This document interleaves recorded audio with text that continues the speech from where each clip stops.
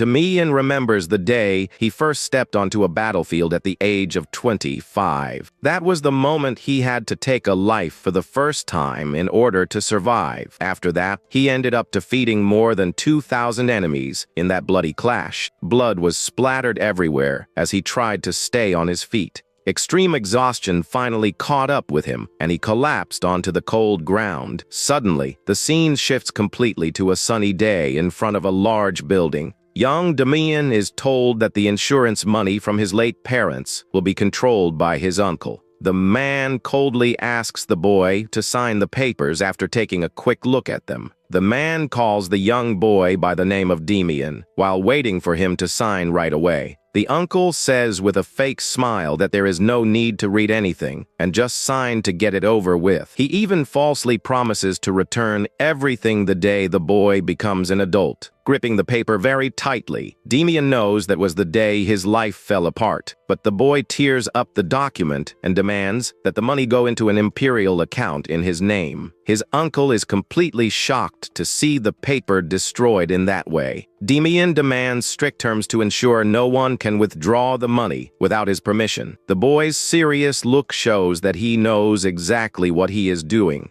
Realizing his plan has been ruined, his uncle clenches his fist in deep anger. Overcome with fury, the man grabs the young boy by the collar, shouting at him to just sign. Instead of getting scared, Demian smiles in relief, seeing that his uncle is still the same scoundrel. The uncle is confused by that bold reaction, but ends up taking a well-aimed punch to the face. Demian knocks the man down with the blow and ironically thanks him for still being total trash. The lawyer watches the entire scene, completely frightened by the boy's strength. Trembling with fear, the man hurries to prepare the new contract with the required conditions. The protagonist recalls that he was only 13 years old at the time and could do nothing. But now everything is different because he inexplicably managed to return to the past. The memory flashes back to the dark night when he was about to die on the battlefield. Demian recalls how utterly hopeless and terrible that situation was. He had warned from the very beginning that that mission was madness with no chance of victory. After all, it was impossible for 100 soldiers to defeat an army of over 2,000 men. Cries of despair echoed as his comrades in arms were being massacred. He witnessed the slaughter of his allies right before his eyes without being able to do anything. Demian ended up finding the lifeless body of his companion fallen on the bloody ground. Closing his friend's eyes, he deeply laments not having prevented that tragedy. The warrior kneels, thinking that if he had been stronger, he could have saved everyone. Overcome by frustration, he strikes the muddy ground hard, consumed by pain. Wounded and bleeding heavily, Demian feels his strength fading away rapidly. He realizes that his end is very near and that he will soon lose his life there as well. His metal helmet ends up rolling far away, revealing his tired face. As blood drips down his body, various thoughts flood Demian's mind. He wonders if everything would be different had he joined the army much earlier.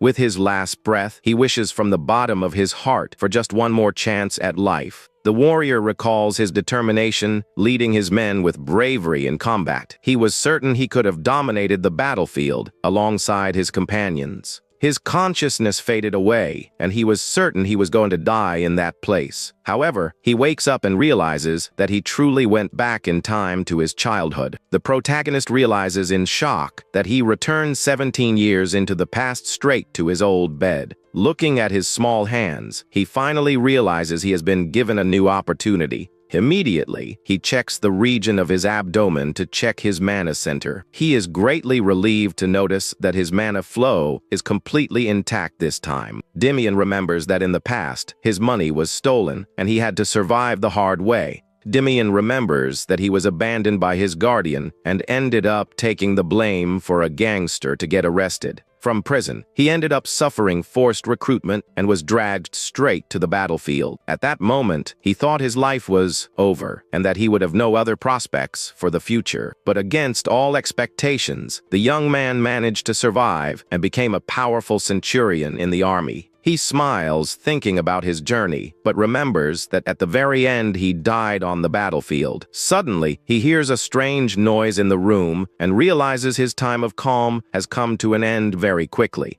Dimian quickly gets up from bed upon noticing that there is an intruder trying to enter his room silently. The boy grabs a hidden dagger from under the pillow, while the intruder starts opening the bedroom door. The door opens very slowly, and the enemy enters the room, making almost no noise to try and surprise him. Only Dimian was already expecting this and jumps from above directly toward the intruder, who is left in shock. With a quick movement, the young man plunges his dagger directly into the enemy's leg, who lets out a groan of great pain. Dimian feels a bit frustrated upon realizing the blade only went in halfway because of his lack of strength. It is at that exact moment that a second assassin emerges from the shadows with a knife in hand, shouting that he will finish him. The boy manages to dodge the slashing attack with extreme ease, demonstrating very impressive calmness. The assassin gets furious with the miss and advances again with hatred, trying to deal a fatal blow to the young man.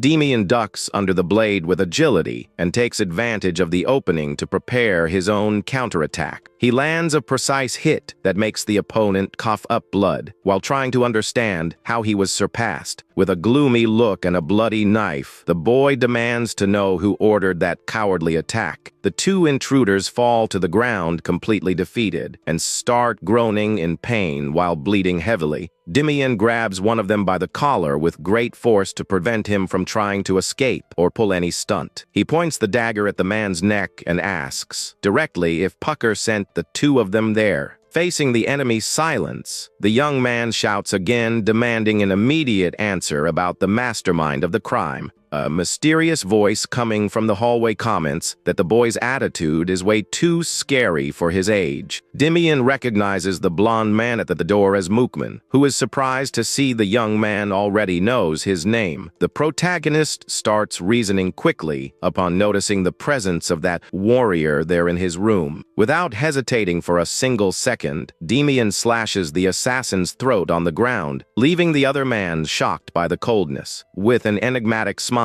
the young man realizes things are about to get very interesting from then on. He recalls that 17 years ago things happened in a totally different way than that. In the first timeline, he was captured very quickly even though he tried to escape into the city alleys. He ended up being cowardly assaulted and was immobilized by the goons without having the slightest chance to defend himself. He stayed under heavy rain thinking about that whole humiliating situation felt like an endless nightmare. Dimian finally understands that the kidnapping was entirely planned by the greedy Pucker to steal his fortune. Back in the present, the boy delivers one more relentless blow to finish off the second assassin on the bedroom floor. He observes the two lifeless bodies fallen on the rug and prepares to face the next threat standing at the door. Overcome by anger, the young man realizes that his own uncle was responsible for selling him to those criminals. Mookman watches the young man with a sarcastic smile on his face, showing that he does not care about the death of the goons. Without wasting time, the warrior draws his sword and charges at high speed toward Dimian to deliver an attack. The boy manages to pull off a spectacular dodge and avoids the sharp blade by leaning his body back at the right time. The swordsman is completely shocked upon realizing he missed the strike and that his target managed to escape unharmed. Dimian looks at him with a confident smile and wonders if that warrior was always this weak. He reveals that he possesses a very special skill acquired during his harsh life on the battlefield. After going through countless combats, he learned to read the gaze and posture of his adversaries with precision. He manages to predict the waist rotation and shoulder movement of the enemy even before the attack happens. Thanks to this incredible perception, the young man can see exactly where the rival's blow will be struck. Mookman becomes totally desperate seeing that all his fast strikes are being avoided with ease. The man yells angrily, calling the boy a rat, but Dimian just finds those movements slow and predictable. With agility, Dimian approaches and grabs his opponent's wrist, breaking the rhythm of his sword attack. Mookman's sword slips from his hands and falls heavily to the ground, making the warrior let out a groan of pain. The young man immobilizes the enemy's arm and shows that he now has total control of that dangerous combat situation. Completely furious, the warrior screams curses while trying to break free from the overwhelming strength of that boy. Mookman falls to his knees, coughing heavily, while realizing he was completely defeated by a child. He trembles with dread, unable to accept that he was easily subjugated by a mere 13-year-old boy. Without showing any mercy, the young man delivers a precise blow to neutralize the threat in front of him once and for all. The warrior looks in shock at the protagonist, unable to believe someone so young has so much coldness. Dimian calmly lifts his shirt, revealing that he was wearing iron armor to defend himself from the blows. He explains that he can predict every movement just by observing the posture and the way the enemy raises their arm. The man sweats coldly, feeling that logical explanation makes no sense at all for a boy of that age. The young man warns that that is the absolute truth, and that he can choose to believe it or not. While pointing the dagger, the warrior threatens that others will come after him if news about his skills ends up spreading. Dimian responds coldly, reminding the man that he will die right there and will have no way to tell anyone anything. He demands to know once again if his Uncle Pucker was the true mastermind behind that entire ambush.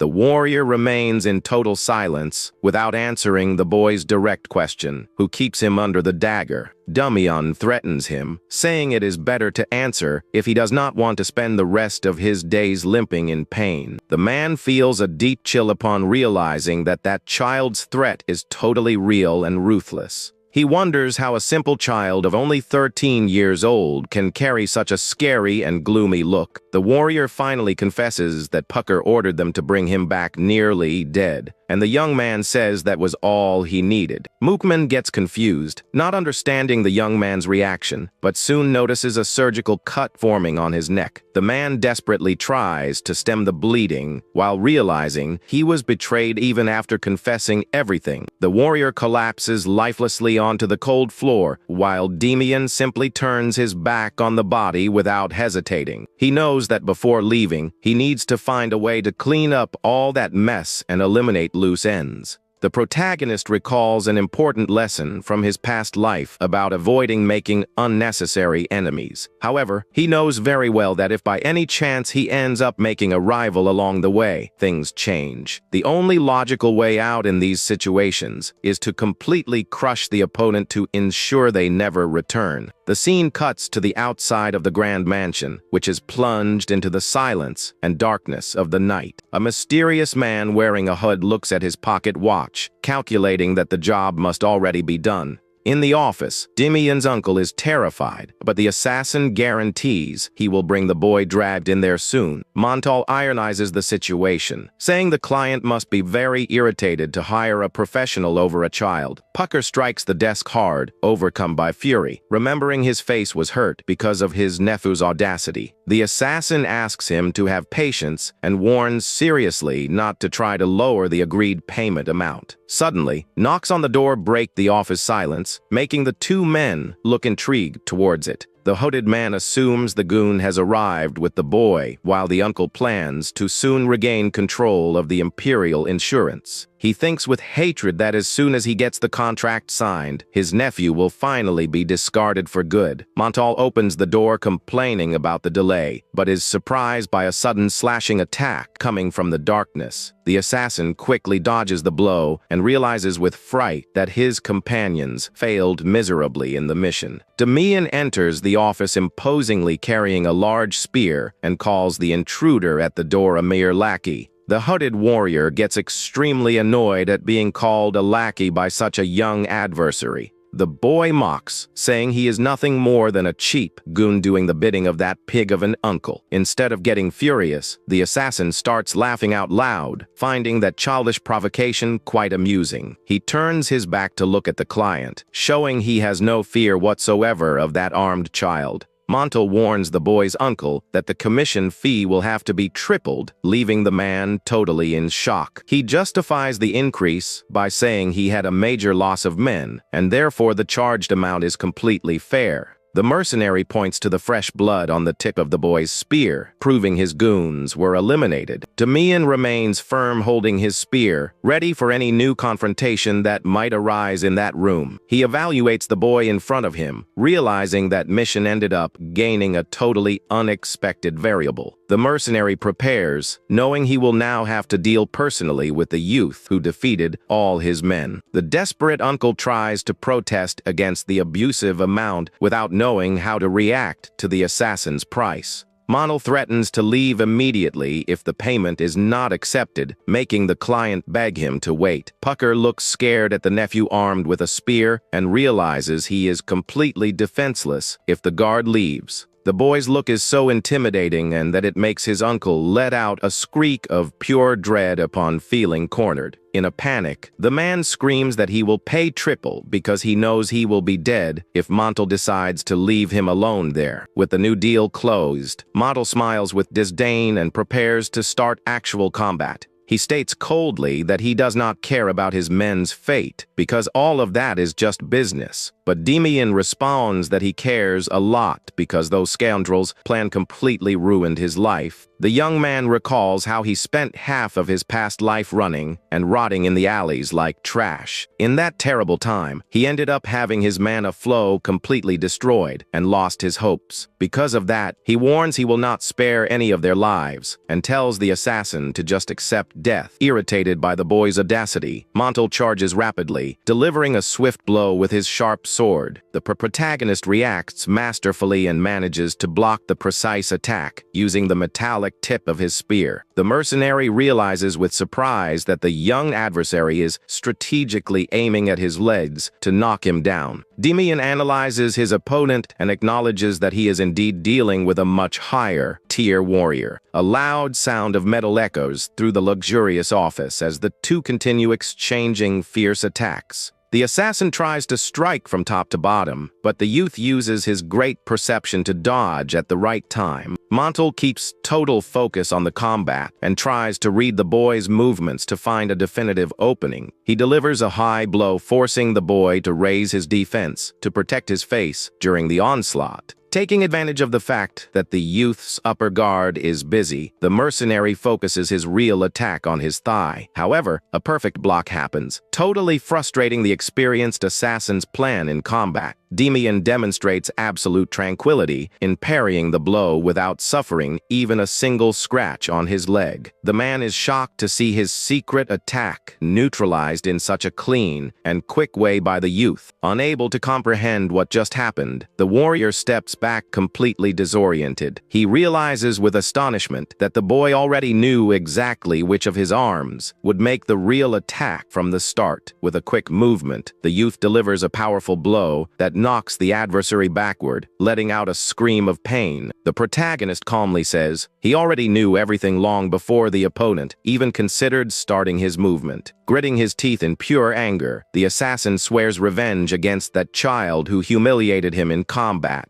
He screams desperately that he will kill him, but his scream is abruptly cut short by a swift and merciless blow. The warrior's expression changes to absolute dread upon realizing the lethality of that silent counterattack. He collapses to the floor on his knees, coughing up a lot of blood while feeling his life slip away rapidly and painfully. Damian acknowledges that he was stronger than the regular goons, but in the end, he was still just alley trash. The youth cleans his weapon coldly and prepares to pay attention to the last remaining problem inside the office. Upon seeing the terrifying scene, the uncle collapses to his knees and starts stuttering, begging desperately to be heard. Damian completely ignores the cowardly pleas and continues walking calmly toward the terrified man. In total panic, the man crawls backward, begging his nephew not to come a single step closer. A terrifying scream echoes from inside the grand mansion, cutting the funeral silence of that night's darkness. The next day, an official clerk confirms the deposit of a gigantic amount of coins into the boy's account. The first thing Damian did after solving the problems was personally collect the imperial insurance money. The young man thanks them formally for the service while the clerk bows, showing much respect for the client. Curious, the man politely asks where the youth intends to go now that he has settled all his business. He comments that the luxurious carriage parked outside indicates the boy is about to take a long journey. That the protagonist reveals without hesitation that his major current plan is to enlist immediately in the Imperial Army. He confirms the decision, explaining that there are very important people he needs to find as soon as possible. Sitting comfortably in the carriage, the youth watches the scenery as he travels toward his new destination. He knows his old companions are there and feels the army is the only place where he truly belongs. Demian recalls that in just 5 years a major change will occur and many youths will be forcibly recruited. A devastating and inevitable era of war is approaching rapidly, and no one will be able to escape it. But since in this life he managed to prevent his mana center from being destroyed, everything will be totally different. Instead of enlisting late at age 25, the youth knows it is much better to volunteer while he is still young. His plan is to go to the capital to train for a week before applying for the 3rd training camp. He swears to himself that this time he will not just be carried by the current of that chaotic era. With a determined look, the protagonist promises he will completely dominate the era of wars to come. 1 week passes, and the carriage finally arrives in front of the imposing barracks of the 3rd training camp. A loud impact echoes in the training area, showing that recruits are already working hard on their activities. Some recruits watch Demian with surprise and wonder where that boy learned such advanced techniques. Focused on his training, the youth makes quick movements with the spear, but feels he still needs a few adjustments. He looks at his worn hands, wondering if he should put on bandages since his current body is still very weak. Demian remembers that his small hands of today look nothing like the calloused hands of his adult self. An armored officer approaches asking if he wants to apply, and the youth confirms it convincingly. The man praises the young man's technique and asks where he learned that spear art at such an early age. That technique is actually the standard and most common style used by regular soldiers throughout the kingdom. The boy invents that he learned everything from his late father, making the instructor quickly apologize for the subject. He feigns patriotic pride, winning the immediate sympathy of the evaluator, who approves him with top marks right away. Demian amuses himself, internally seeing the man's exaggerated reaction as he tries to justify himself awkwardly. Recovering his posture, the evaluator clears his throat and asks the young candidate's name to register him. The boy positions himself firmly and introduces himself officially by the name of Demian before the officer. The instructor wishes the youth good luck and gives a friendly pat on his shoulder before ending that conversation. Demian thanks him respectfully while watching the officer walk away, climbing the stone stairs of the place. As soon as he is alone, the youth starts concentrating his energy and notices a faint purple light emanating from his hands. Upon feeling that familiar vibration, he gets emotional, realizing his mana flow is finally active. He smiles with satisfaction upon noting he has finally recovered the ability to manipulate mana in this new life. This sensation of power coursing through his body brings a huge wave of relief and confidence to the young warrior. The flow of magical energy stabilizes in his hands, showing that his initial week training worked out. With this achievement, he feels perfectly prepared to face the practical challenges coming next. He used a very efficient mana cultivation method that would only be developed by a genius 15 years from then. In the past, he had memorized that method out of despair, even knowing he could not use it because of his injury. His subordinates used to joke with him, asking why he studied a method so much if he could not use magic. At the time, Demian got annoyed by the jokes, but kept focused on studying to keep his mind occupied. Now he realizes all that mockery was worth it, and focuses his thoughts on passing the barracks exam. While walking through the training courtyard, the youth spots someone who catches his attention in the middle of the crowd. He recalls that a legendary warrior from his past life started his career right at that camp. The boy wonders with curiosity what the current appearance of that future military hero of the kingdom must be like. The recipe focuses on the main courtyard of the camp, where several candidates are already positioning themselves for the tests. The first practical test of physical strength simply consists of managing to lift a huge, heavy rock. Despite seeming simple, lifting over 30 kilos above the head serves to eliminate the weak novices. Dimian lifts the weight without any difficulty, and the evaluator shouts announcing that he passed the first test. The boy smiles knowing that after reaching the first level of mana, a simple task like that is no challenge at all. With the closure of the first stage, all approved candidates gather to hear the rules of the next test. The officer shouts from the podium, calling everyone's attention to kick off the second phase of the admission exam. He announces that the next test will be a long-distance run with a stipulated time limit for the finish. The man explains that minor physical bumps between competitors are permitted during the running route, but any direct attack is forbidden, and the boy deduces that disguised instructors will be watching the crowd. The officer warns that leaving the track results in disqualification and asks everyone to keep that instruction in mind. The protagonist gives a confident smile, thinking that group challenge is going to be quite fun to compete in.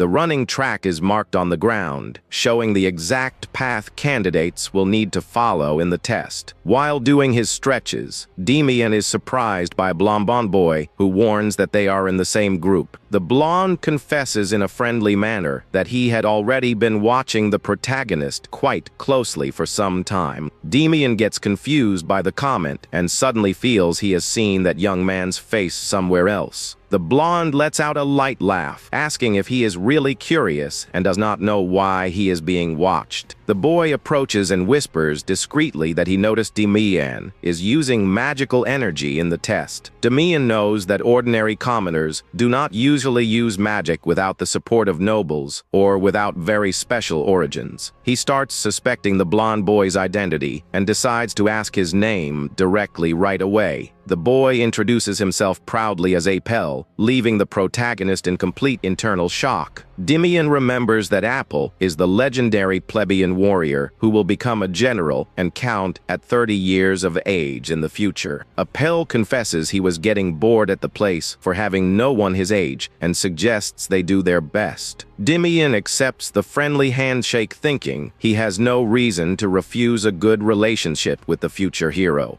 The instructor shouts on the megaphone, telling everyone to get ready at the starting line because the race is about to begin. As soon as the signal is given, all candidates dash at high speed, kicking up a huge dust cloud on the track. Demian starts running at a calm and steady pace, preferring to analyze the track before wearing himself out for nothing. The other novices get tired quickly right at the start and begin questioning the young protagonist's strategy. He comments with Apple about a famous obstacle in the test popularly known everyone as the Wall of Lamentations. The blonde suggests going slow to overtake everyone at the end, but Demian warns that strategy does not suit him. With an explosive impulse, the boy accelerates his pace surprisingly, leaving all the competition behind for good. Apel widens his eyes completely in shock upon seeing the overwhelming and sudden dash of his new companion. Meanwhile, the other competitors try to stay calm, planning to save their energy only for the final minutes. Suddenly, one of the runners hears fast steps approaching from behind and looks intrigued to see who is arriving. The competitor is incredulous, seeing Demian running like a madman, wrapped in a strong gust of wind toward him. The instructors infiltrated in the crowd notice the rookie's momentum and decide to teach a lesson to test his limits. A muscular man smiles with mockery, planning to slam his iron shoulder against the boy to interrupt his run. But with extreme agility, Demian just lightly places his hand on the big guy's hip while flying past him. The man is left totally unresponsive, seeing the boy leap past him with so much ease without even suffering a block. Without looking back, the youth keeps running at an incredible speed, opening a big lead over the whole crowd. On the observation podium, the officers start shouting, telling the guards to do something to contain the boy. The boy knows the officers are experienced, but still fully trusts his own acquired skills. He reflects with conviction that in the end, those men are just simple basic camp instructors. Apel starts laughing out loud in the middle of the confusion, finding Demian's unbelievable performance sensational to watch.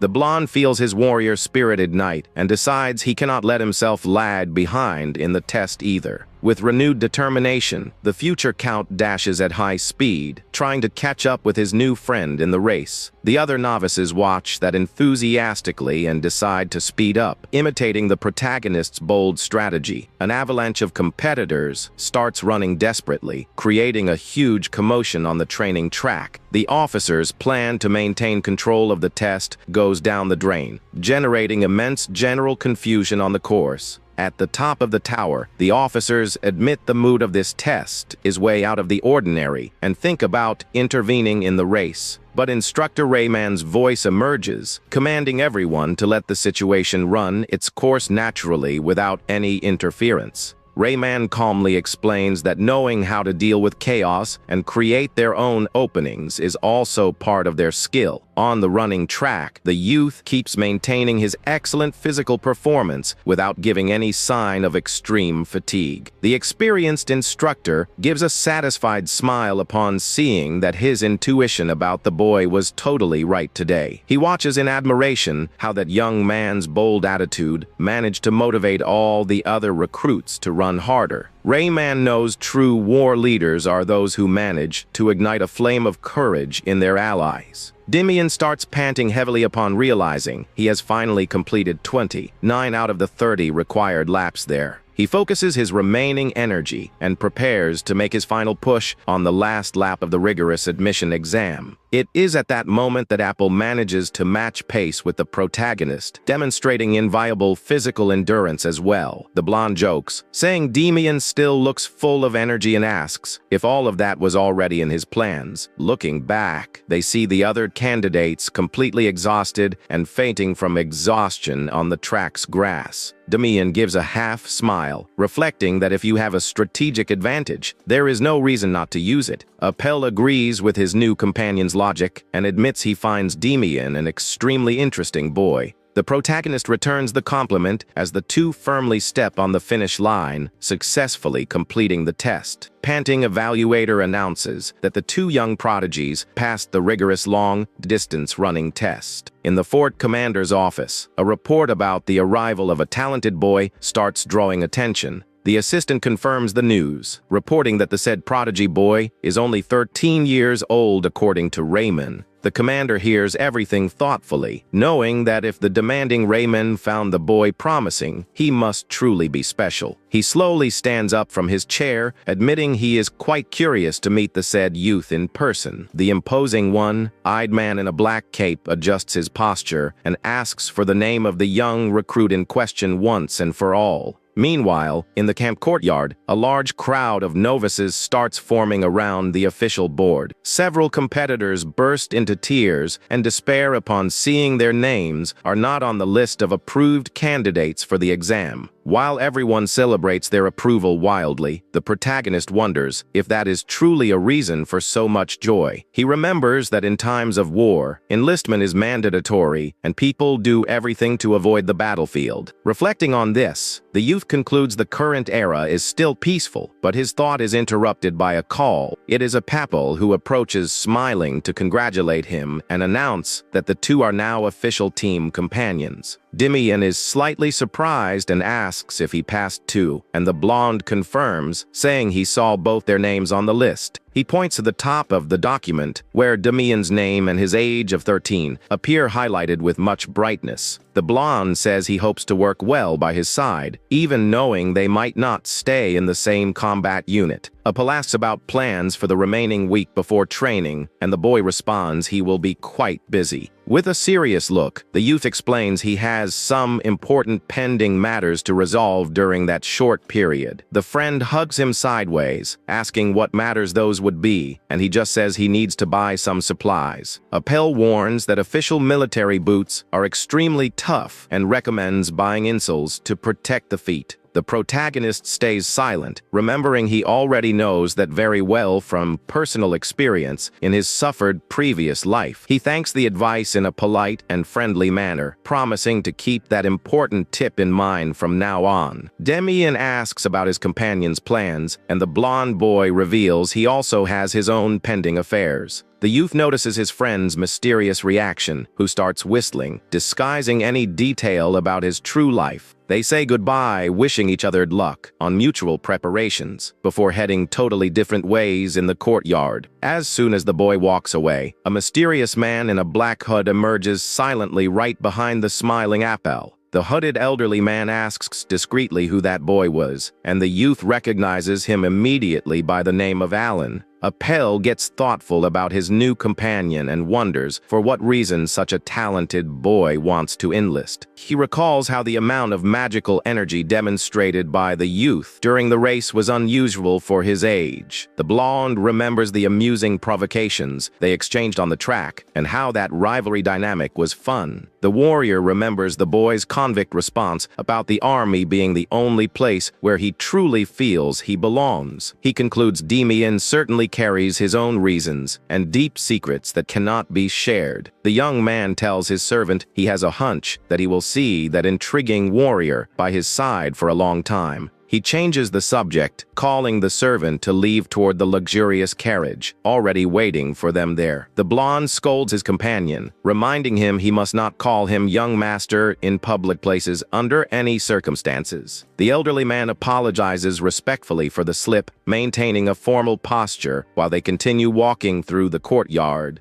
The scene shifts to the imposing and bustling capital of the kingdom, which stands out for its beautiful architecture and crowded streets. Walking through the busy ways, Demian can hardly believe he is back to that place from his childhood. The boy remembers that in his old memory, the capital seemed to be a much more decadent and desperate place. In that gloomy time of war, misery took over everything, with people begging for a simple piece of dry bread. He knows all that cheerful atmosphere will change drastically in 5 years and needs to prepare as much as he can to put his plans into practice. The youth's first logical step is to locate the famous work merchant guild. He knows that when war breaks out, basic supplies and military weapons will become the most valuable items. Because of this great future demand, commercial guilds will play an extremely crucial role in the kingdom. In his past life, the richest merchant corporation on the entire continent was precisely the influential Work Guild. The protagonist recalls when he was an adult soldier and saw the guild's caravans arriving at the military camp. One of his former subordinates ran to report that the aid supplies sent by them had finally arrived. Far away on the sandy road, it was possible to see the immense and protected fleet of goods transport carriages. Soldiers used to comment frustratedly that while they risked their lives in combat, the merchants profited heavily. But Demian reminded them that without the weapons and food sold by that guild, all of them would have been dead for a long time. The soldier agreed despondently, admitting he just felt a certain bitterness over the harsh reality of war. He acknowledged that it was not easy at all for the corporation to fund so many charity works consistently. The captain then ordered his men to go pick up their respective rations and equipment brought by the fleet. The warrior watched the progress of the delivery, knowing his troops' survival depended entirely on that. Subordinate pointed far away, indicating that the supreme leader of that entire corporation was present at the delivery. He looked curiously, trying to identify the leader, who stood out in the crowd for wearing a long white robe. The man in the white robe indeed appeared to be someone extremely arrogant and cold at first sight to the soldiers. Back in the present, Demian walks through the paved and clean streets of the capital in search of his commercial objective. He knows very well that the famous Work Guild already used to carry out various charity actions, even before the war started. Demian starts doing the math, knowing that out of the 40 commercial guilds in the capital, only 7 perform charity. He decides to investigate closely only the organizations that possess enough financial capital to bankroll donations. The day comes to an end and the sun begins to set on the horizon, painting the capital's sky with shades of gold and orange. In front of a modest wooden door, the youth lets out a tired sigh, hoping that will be his last stop. He opens the door slowly and asks politely if there is anyone inside to attend to him at that time of day. A man dressed simply and very elegantly approaches and asks with sympathy how he can help the young visitor. Demian bows respectfully and says he came to talk about making a large investment in their charity actions. The The merchant thinks the attitude is very noble for someone so young, while Demian knows he needs to confirm his suspicions. The man introduces himself officially as Work, the leader of the Hamel Guild, making the boy immediately recognize that name. Relieved to have finally found the right person, the youth introduces himself as Demian and accepts the invitation to sit down. Already seated at the table, Demian asks an unusual question about the merchant having a son, leaving the man quite confused. Laughing heartily, Work responds that he has no sons and only has a young daughter who is still quite immature. Demian gets a bit disappointed with the response, thinking that Clue was also a dead and in his search. Suddenly, the sound of a door opening catches Demian's attention, who turns quickly to see who is entering. A female voice announces she has arrived home, making the boy widen his eyes in shock upon looking at the door. Seeing the young blonde woman enter, he finally realizes the girl before him is the future legendary leader in the white robe. The father asks his daughter to introduce herself, revealing her name is Deal, and explains the reason for Demian's visit there. With a friendly and slightly shy smile,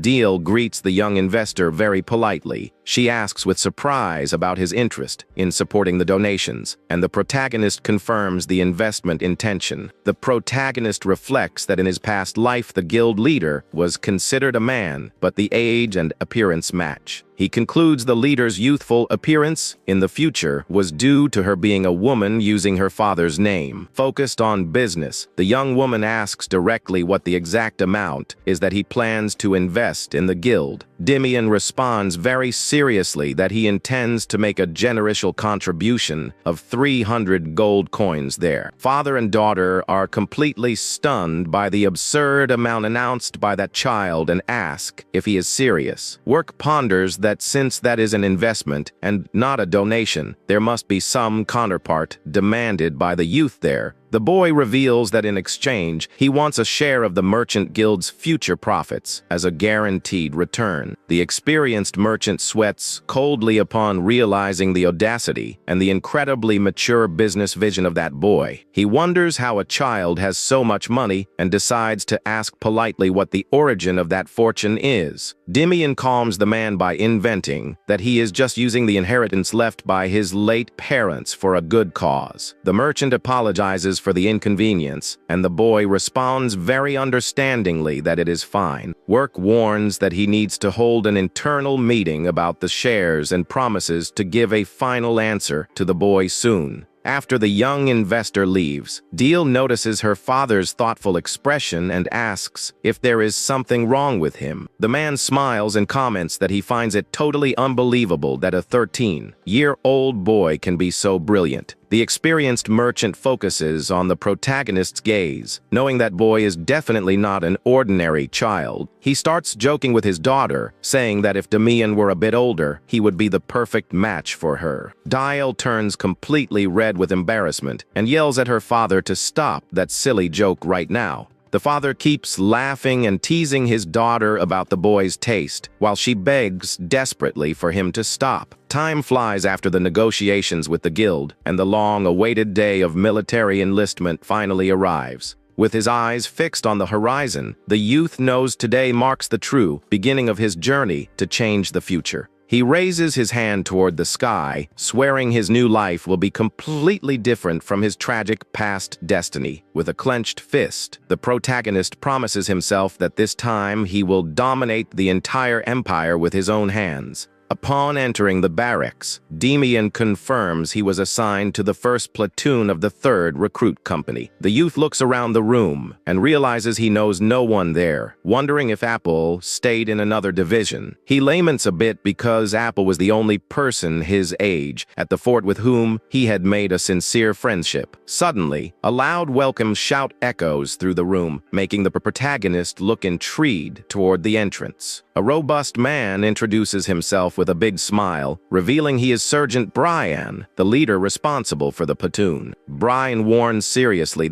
he will carry out a thorough and immediate inspection of the belongings brought by each of the novices. He demands the surrender of any drink or tobacco and threatens to severely punish anyone who tries to hide something there. Faced with the scary threat, some recruits start trembling and handing over their prohibited items awkwardly. Demian thinks that attitude is a tremendous idiocy, thinking that if they brought something forbidden, they should at least hide it well. Sergeant Brian inspects Demian's few things on the bed, notes there is nothing illegal in the belongings. Curious about the recruit's appearance, the leader asks what his age is, commenting that he looks way too young. Demian responds naturally that he is only 13 years old, leaving the sergeant completely shocked by the fact. Hearing that, some recruits start grumbling, saying the army has become a joke for accepting children there. Demian just looks back calmly, but the muscular man gets irritated and asks what the boy is staring at. The protagonist closes his eyes, preferring not to waste his saliva arguing with an arrogant recruit of that level. He memorizes the fellow's face well, promising himself to teach him practically that getting beaten up by a child hurts a lot. Feeling a murderous intent in the air, the bald man next to him shrinks with fear upon suffering a sudden chill. Sergeant Brian approaches the bald man, ordering him to immediately put all his belongings on the bed. With a threatening smile, the sergeant asks the nervous boy if he himself needs to search the bag of belongings. Desperate, the recruit denies quickly and starts dumping several smuggled items hurriedly on top of the mattress.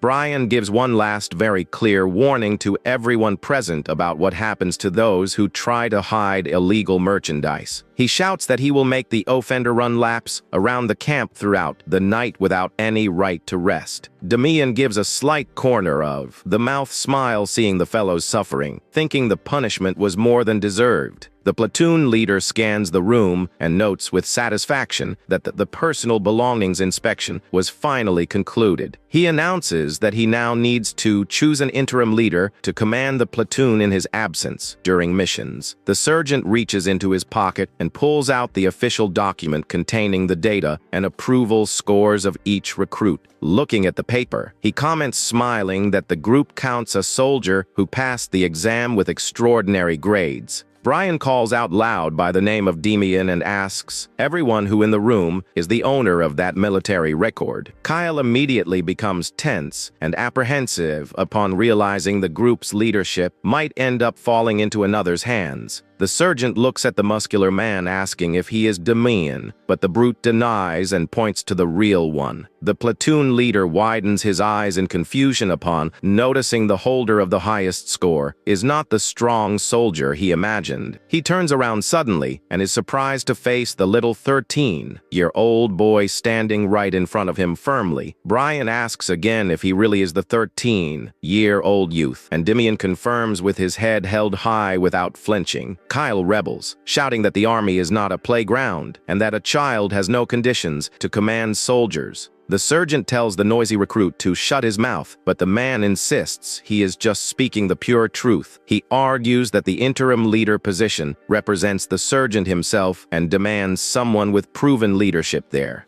Pointing at the boy, the brute claims the discipline of the entire platoon will crumble if a brat takes the position. Demian gives an ironic smile, thinking he did not want that boring position, but the idiot's persistence changed his plans. The boy provokes the rival, saying he will surely do a much better job than an idiot with a muscle brain. Intervening in the conflict, Brian confirms Kyle's name and prepares to give an official solution for choosing the position. The sergeant grabs Kyle's shoulder with great force, applying painful pressure to show who the authority is. With a gloomy and intimidating look, Brian warns he will tolerate no more insults against the companions in arms there. Kyle sweats coldly facing that scary power display and agrees, stuttering that he understood the lesson perfectly. Brian ponders that the brute has some reason, because a leader truly needs strength to guarantee his authority. Kyle tries to suggest a proposal with a raised hand, but is cut short harshly by the sergeant before finishing. Even so, he proposes a direct training duel with the boy where the winner would keep the coveted leadership spot. The platoon leader turns to the young protagonist and asks if he agrees with that combat proposal. Demian accepts the challenge, thinking that is the perfect opportunity to impose discipline on the group from the start. He points mockingly and asks if it is enough to defeat that piece of muscle to settle the dispute for good. Brian shouts asking if the other recruits agree with the duel, and the whole room responds in unison positively. Without wasting time, the sergeant orders everyone to follow him directly to the combat arena to kick off the duel. Kyle displays an arrogant and confident smirk, believing he will easily crush that fragile child in the arena. With a focused look, the boy positions himself in the arena, hearing the official announcement of the immediate start of the clash. The sergeant explains the basic rules, warning that the fight must stop as soon as one of the competitors declares surrender. The brute confirms he is ready, anxious to unleash all his accumulated fury against the young opponent. Damian just nods positively, demonstrating a terrifying coldness for someone about to fight. The sergeant gives the signal for combat to start, and the surrounding recruits watch attentively to see the outcome of that dispute. The man mocks, saying he feels bad hitting a child, but Damian hits back, telling the windbag to shut his mouth. Overcome by anger at the mockery, Kyle charges furiously at the young adversary with all his brute physical strength. Kyle yells that the reason Damian is getting beaten up like a dog today is solely because of his big mouth. Damian evaluates the opponent's charge and admits he is faster than expected for an ordinary novice. However, with all his accumulated combat experience, the boy knows that is still very little. Damian dodges perfectly under the punch, knowing the brute is no match for him in combat. The attacker is in shock upon realizing his closed fist strike missed the target in an unbelievable way. Kyle gets irritated, thinking it is just luck, and tries to deliver another fast attack, shouting he will not escape. The boy dodges again with extreme ease, and thinks to himself that his movements are way too slow. Furious, the man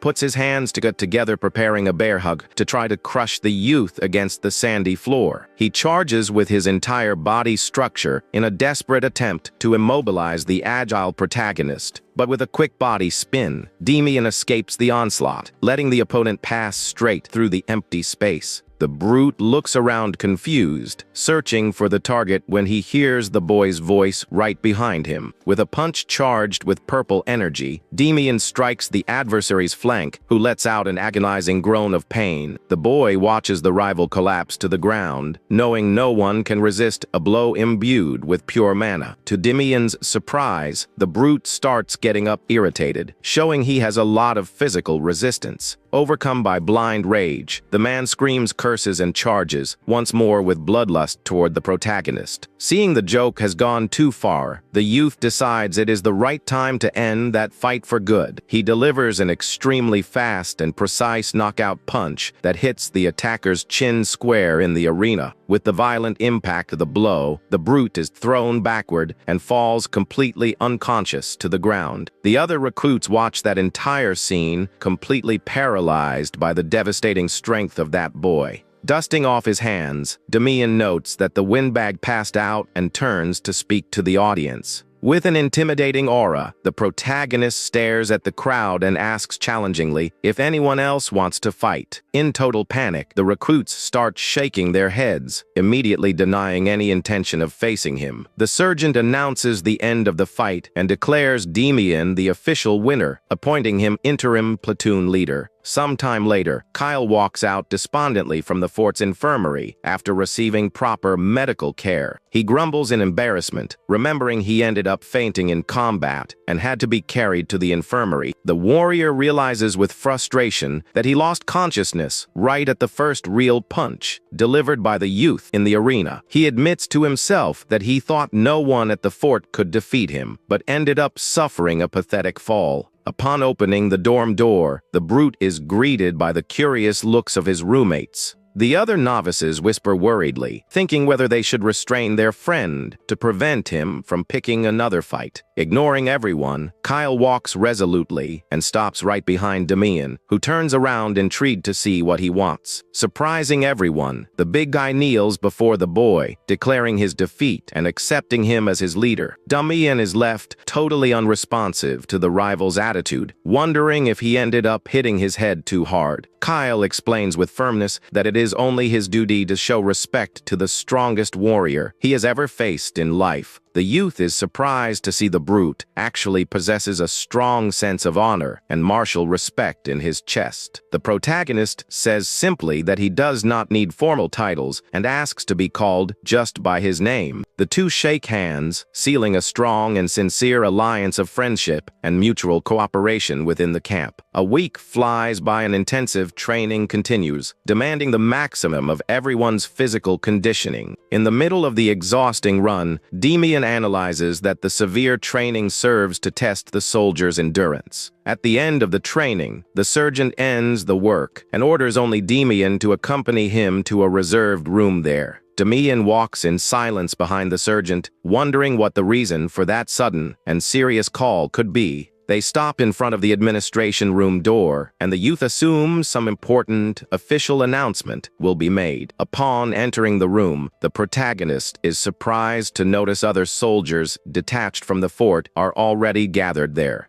The other novices glare at him with disdain, wondering what a child is doing there in the sergeant's meeting room. A mocking recruit makes a joke out loud, comparing the boy's thin build to the weird shape of a praying mantis. Another soldier amuses himself, saying it would be hilarious to put that skinny child next to the big guy Kyle. The boy stares at the provoker very seriously, making the fellow get irritated and ask what he is looking at. Irritated by the stare, the provoker distills his venom, calling him a brat, while the others laugh at the situation. Suddenly, Instructor Raymond's imposing presence demands total silence in the room, cutting all the recruits' commotion. The provoker swears he will deal with Demian later, while the officer confirms all leaders are present. Raymond announces he gathered them to reveal the rules of the platoon competition that will take place in a week at the fort. The training instructor tells the squad leaders to prepare their units well. The officer dismisses everyone shortly after, and the recruits start heading back to the barracks. Suddenly, someone calls out to Demian in the middle of the hallway. A jerky squad leader threatens to rough him up, claiming a kid doesn't get it. However, another recruit defends the boy, telling the big guy to focus on his own platoon instead of picking fights. The young man smiles and warns that the bully is the one at risk of getting a beatdown if he keeps bothering others. Ignoring the commotion, the recruit calls Demian to leave and let that fool talk to himself. Before leaving, the boy stops walking and slightly turns his head. He asks which platoon that troublemaker is from, and the guy answers with pride. With a sarcastic smile, Demian promises to find the fool in the team competition. Walking back down the hall, the young man beside him asks if the boy really is the famous Demian. The protagonist gets curious, and the young man explains he heard amazing things about his score on the practical exam. He introduces himself as Gerard from the 3rd Platoon, and Demian calmly accepts the challenge for the competition. Arriving at the barracks, the boy throws the door wide open, telling everyone to pay close attention. The recruits are confused, asking what's going on for him to show up like that. Demian excitedly announces that the great competition between the platoons will happen in just 1 week. He raises his fist, guaranteeing their team will take first place no matter what, snapping his fingers. The boy adds that there's one more important detail about their enemies. He grins, saying the main objective is to completely crush the 4th platoon. With a frightening look, he warns that their leader will be the main target of the takedown. The 2nd week of training begins, completely changing the mood at the military camp. The instructor explains that the armed forces' goal is victory and announces a crucial formation drill. He advises that outstanding individual skills will earn extra points for the recruits. Demian thinks it's a smart idea, since everyone there wants good grades to get into specific branches. With an excited smile, the boy thinks the others will have to give it their all. The officer teaches the wedge formation, focused on breaking enemy lines with a frontal assault.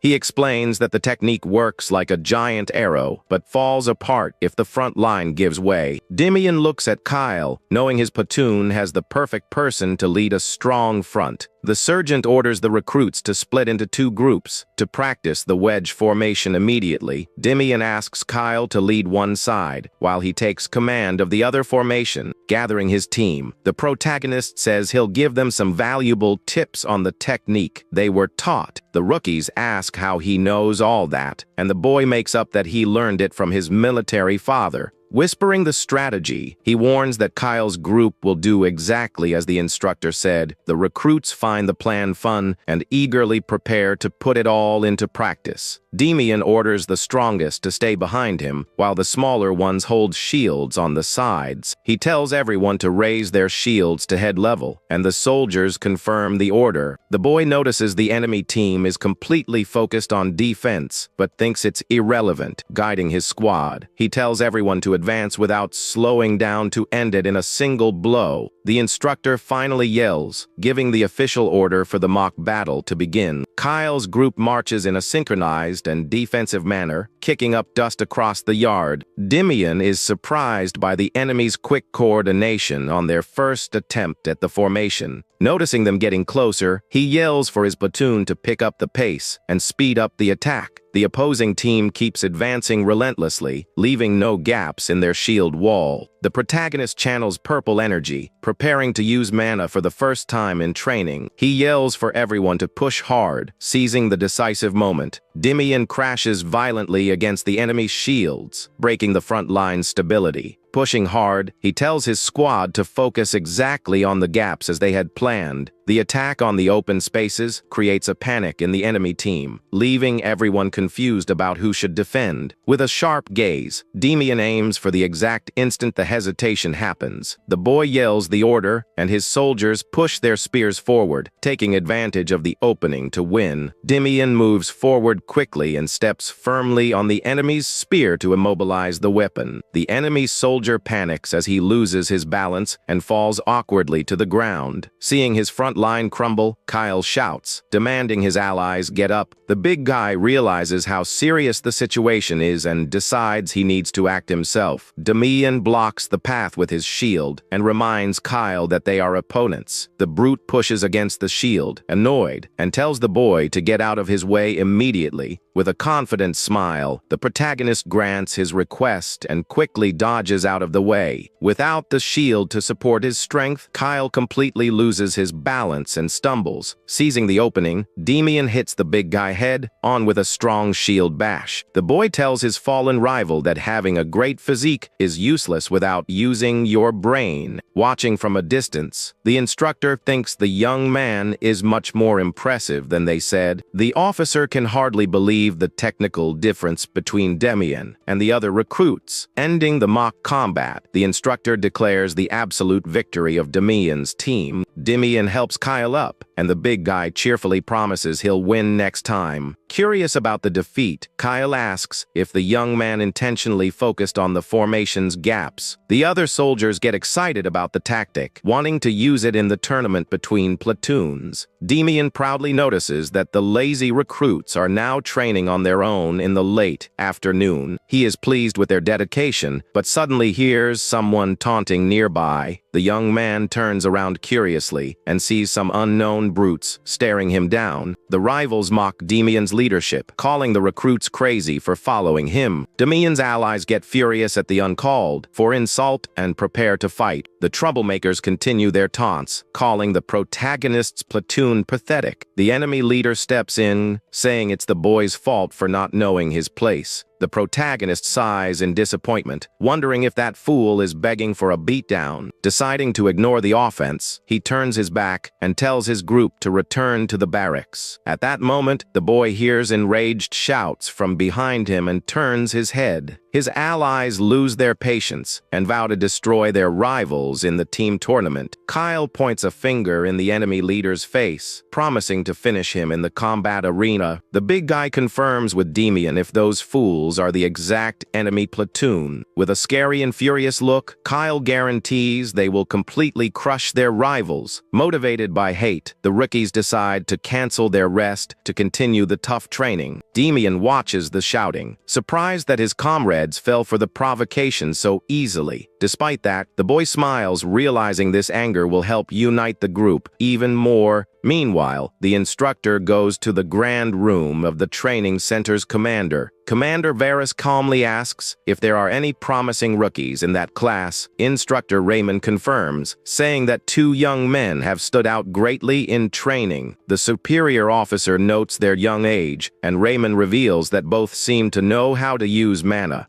Shocked by the information, Varys questions if the boys have important noble origins. The commander thinks that mastering mana is almost impossible for mere commoners in the army. He analyzes Damian and Apple's files, finding their family histories almost too common. The instructor reports that Damian was also involved in a recent scuffle between units. He explains that leaders from other platoons mocked Damian for being a child. However, the platoon fiercely defended the boy, proving their strong bond of unity. Varys finds that dynamic incredibly fascinating and rests his chin on his hand with interest. Tapping his finger on the table, the commander gets a brilliant idea to test those rookies. Varys whispers his secret strategy to the instructor, adjusting the details of the competition. Raymond thinks the plan is dangerous, but Varys counters that it will be a real test of ability. The superior officer orders an absolute increase in training intensity for the rival platoons. On the training field, Kyle feels a sudden chill down his spine. Dreading what's to come, the recruits complain exhaustedly in the barracks, not understanding the reason for the terrible extra punishment. One recruit complains in terror that the instructors even added crawling to the training. Kyle approaches Damian, worried, and asks if the rumor about crawling is really true. The boy sighs, understanding the superior's plan, but says there's nothing they can do. Damian stands in the middle of the barracks and asks if his comrades came here to play around. He motivates the team, stating that the hard training will give them more endurance than the other platoons. One of the rookies smiles, realizing he'd be worse than a kid if he kept whining about the pain. With a friendly smile, the protagonist promises to help everyone so they can do their best in training. One soldier still mutters, afraid of crawling on gravel, wondering if they'll put a blanket there. Kyle notices Damian's confidence, and the boy confirms he's had to crawl many times before. He remembers his past life, where he spent terrifying moments on the ground just to survive. Damian thinks to himself that physical conditioning isn't the real goal of this exercise. He imagines the soldiers will be covered in cuts and bruises after going through the barbed wire. This constant pain will create immense stress that will put everyone's nerves on edge. He deduces that the command wants to test which platoon will stay united even under intense pressure and pain. Determined not to fall for this obvious trap, Damian kneels and tells everyone to grab socks from the supply. The other recruits look at each other, confused, not understanding why they would use socks right now. Holding the fabric tightly, the boy promises to show them how it can save their lives on the ground. A short time later, the first platoon forms in the yard and confirms their presence to the superior officer. Instructor Nilsson calmly introduces himself, announcing that today they will learn to low crawl. He uses an assistant to demonstrate the correct posture of keeping the body straight on the dirt ground.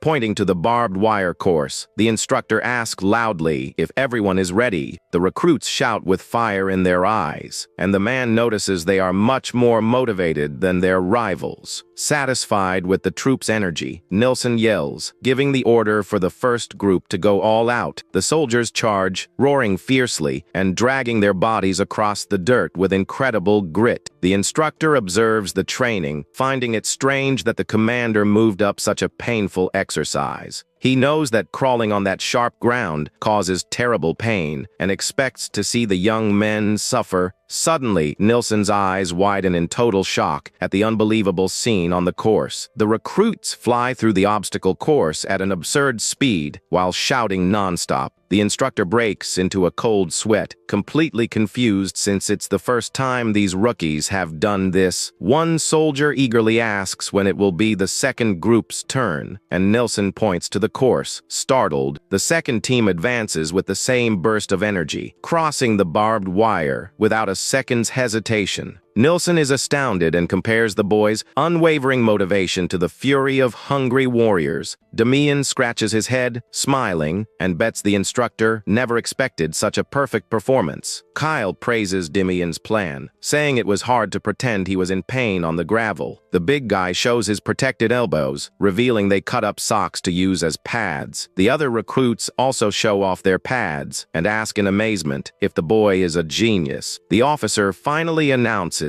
the end of the training and orders everyone to return to their barracks. Walking across the yard, Kyle looks at Damian and asks where he learned such a clever trick The young man replies that he learned it from his late father, but notes that he also left a big warning. He remembers a scolding in the past, where the warning was to never get caught by the instructors using tricks. Kyle bursts out laughing, clapping Demian on the back, while the boy complains about his friend's absurd strength. Looking at the weapons in the yard, Demian sighs in relief that they've finally reached spear class. He reflects on the kingdom's spear artistry, which was underestimated by the nobles, but held great power. The boy remembers that many gave up at the basics, but for him in the past, it was the only way. He recalls the arduous training and how his skills grew absurdly after meeting his master. With a nostalgic smile, he wonders if his master is still crazy and hopes to meet him again someday. In the fort's hallway, the exhausted recruits walk, cursing whoever invented crawling on gravel. Kyle stops suddenly when he notices the 4th platoon has also just returned from the punishing training. The rival leader yells furiously, demanding his soldiers shut up and stop whining about the pain. Demian and Kyle watch the scene in silence, noticing the cracks in the opposing team's unity. The enemy platoon leader gets deeply irritated when his own soldiers question his authority. Demian's allies watch the fight, wondering if they'd be in the same situation without the knee pads. Kyle thanks Demian's genius as he watches their rivals fall apart under the stress of the training. The enemies notice that Demian's platoon is unharmed and deduce they used some dirty trick. Overcome by blind fury, the rival leader clenches his fists, promising to crush the protagonist's team. With a look full of hatred fixed on Demian, the leader vows to take first place in the tournament. Time flies by, and the long-awaited day of the competition between platoons finally arrives at the camp. The 4 teams line up perfectly in the yard, awaiting orders from the instructor in charge. In the middle of the formation, Kyle suddenly turns and gets the young leader's attention. The big guy looks closely at the boy, thinking he seems a little different today. Demian plays it off, thinking maybe he's grown a bit since he's still a growing kid. The other recruits burst out laughing, calling Kyle a giant and telling him to stop teasing the boy. Demian is impressed by his friend's sharp instincts and wonders if he noticed the change in his aura. The boy mentally celebrates, having reached the 2nd stage of mana cultivation the night before. He acknowledges that all the effort of secretly training his mana control at the camp was worth it. Quickly changing the subject, Demian calls Kyle back to focus on the competition that's about to start. With a sharp, determined look, the boy demands the platoon win the competition by a landslide. He reminds them that the top 5 soldiers in the tournament will earn the right to choose any item from the armory.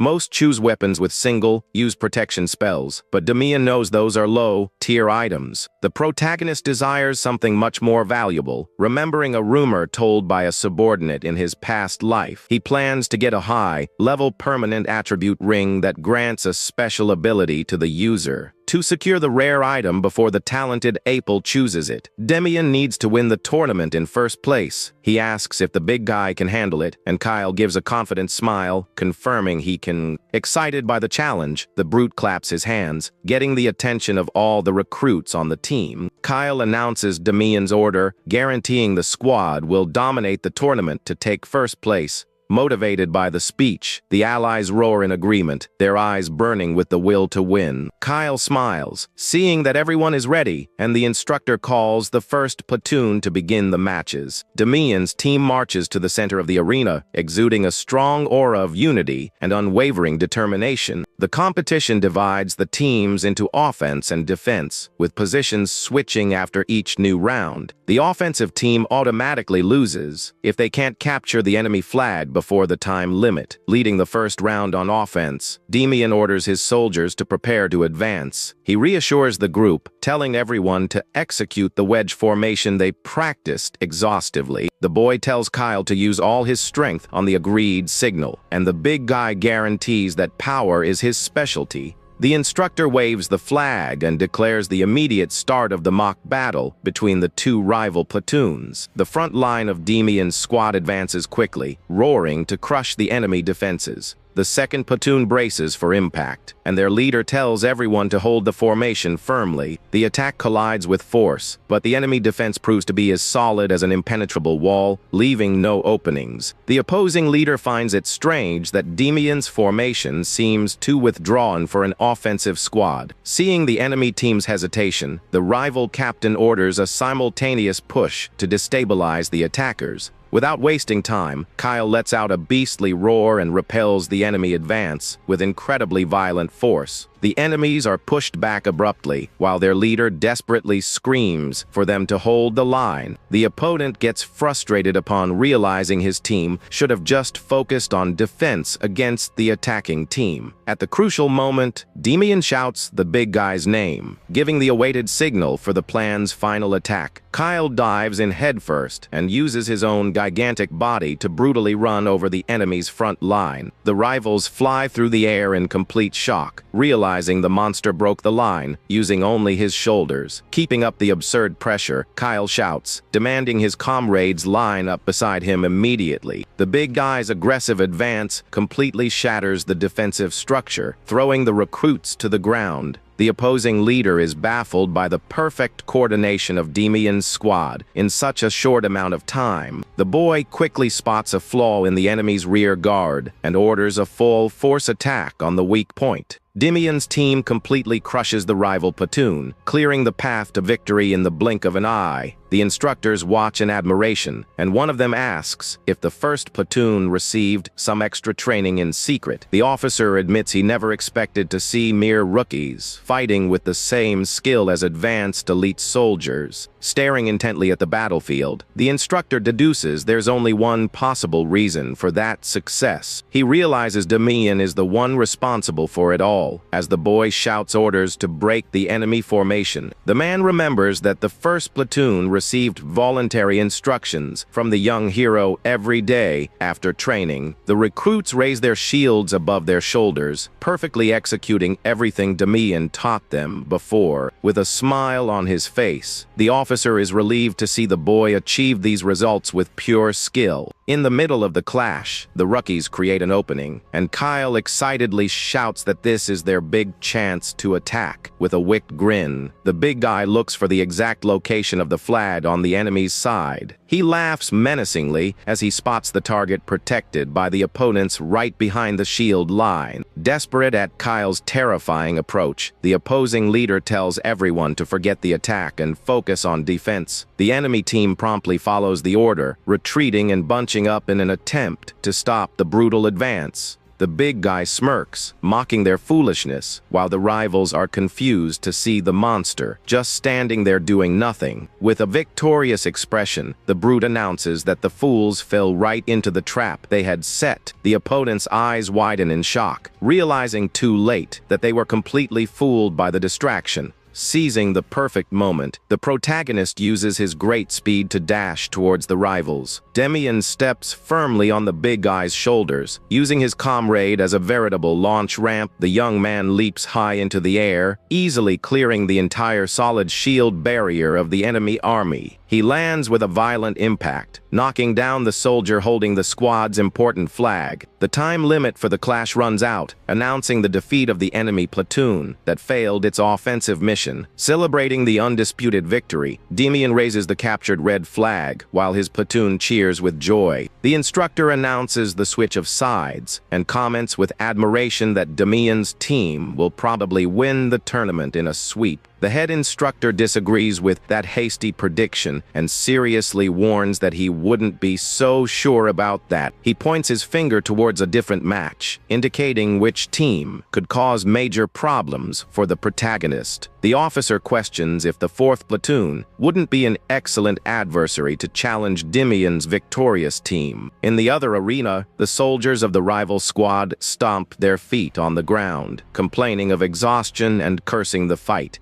The leader of the 4th platoon grumbles that this confrontation should have just been a warm-up before crushing Demian. He despairs, seeing that their tactics aren't working and that his group is losing badly on defense and running out of steam. Furious with the imminent failure, the young man shouts, demanding his comrades follow the plan's orders correctly. Revolted by the pressure, the soldiers shout back, telling the leader to fight, since he only barks orders from the rear. On the other team, the skilled Apel asks his leader, Gerard, if they should break the tired enemy defenses yet. The 14-year-old brilliantly assesses that they just need to pressure the shield bearers until they collapse on their own. Gerard agrees with the strategy and is amazed by the young man's ability to analyze the enemy's weakness so quickly. The leader watches Apel advance with his spear, becoming extremely curious about the prodigy's true origin. Staying focused on the tactic, Gerard commands everyone to hold the line firmly and focus on keeping pressure on the rival shields.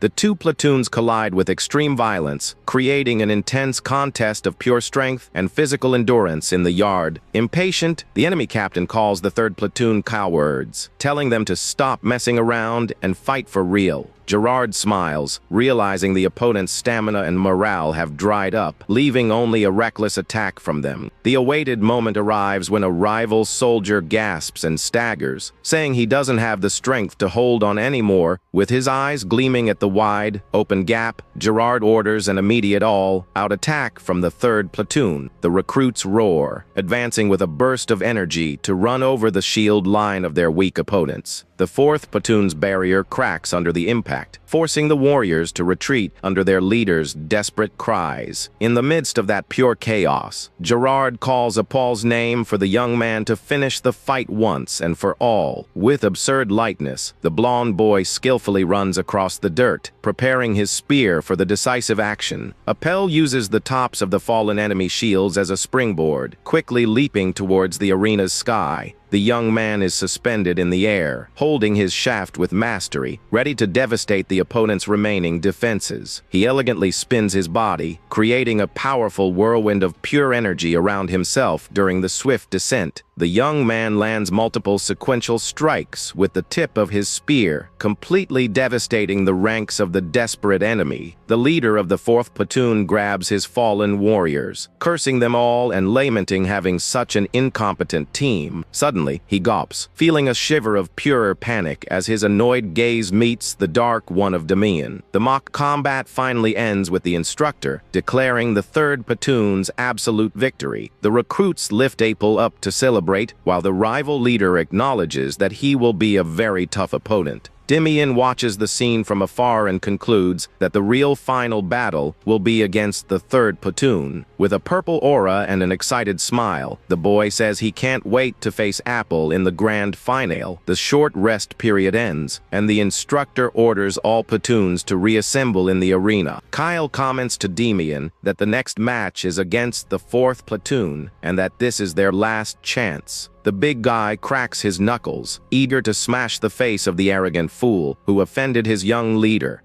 Damian analyzes their opponents, noticing they are completely exhausted and their teamwork is ruined. With a dark look, the boy decides not to go easy and plans to crush his rivals as quickly as possible. Damian's allies smile with a thirst for a fight, wanting the enemies to pay dearly for all the taunts. With a very serious expression, the protagonist demands total focus from the team to end this match in a flash. The squad's recruits agree immediately and eagerly await the boy's orders. The first platoon organizes firmly and perfectly aligned around the group's red flag. Meanwhile, the rival team holds the blue flag, showing strong fatigue even before the fight begins. The referee shouts the start of the match as Damian and the enemy leader exchange looks full of intense rivalry. Without wasting a single second, Damian's army advances quickly across the field, kicking up dust wherever it goes. The aerial view shows the first platoon's rapid approach against the enemy forces waiting still. The boy notices that the opponent's square formation is so sloppy that a simple frontal attack would be enough. Even so, he tightens his grip on his shield, determined to crush the enemies so perfectly they'll never rise again. Damian calls for the big guy, who lets out a beastly roar as he takes the lead of the army with extreme force. The brutality of the advance throws the defenders back, completely shocked by the inhuman strength of that monster. The enemy leader despairs once more, cursing his soldiers and telling them to use more force to block. In tears, the opposing captain shouts for the shield bearers to defend the flag while the spearmen attack. Suddenly, the protagonist leaps high, crossing the air and reminding the captain he would never forget the insults. The leader of the 4th platoon freezes in complete terror, seeing the terrible threat falling right on his head. With a relentless aerial attack, Demian lands a violent kick directly in the face of the terrified enemy leader. The strong impact knocks the opposing captain to his knees on the arena floor as the boy lands with style. Humiliated, the young man glares at the boy with hatred, warning that there's a limit to him underestimating others. He grips his own spear tightly and angrily asks if the protagonist thinks he's a scarecrow. In a fit of rage, the enemy leader charges with his weapon, certain he'll easily win in a direct duel.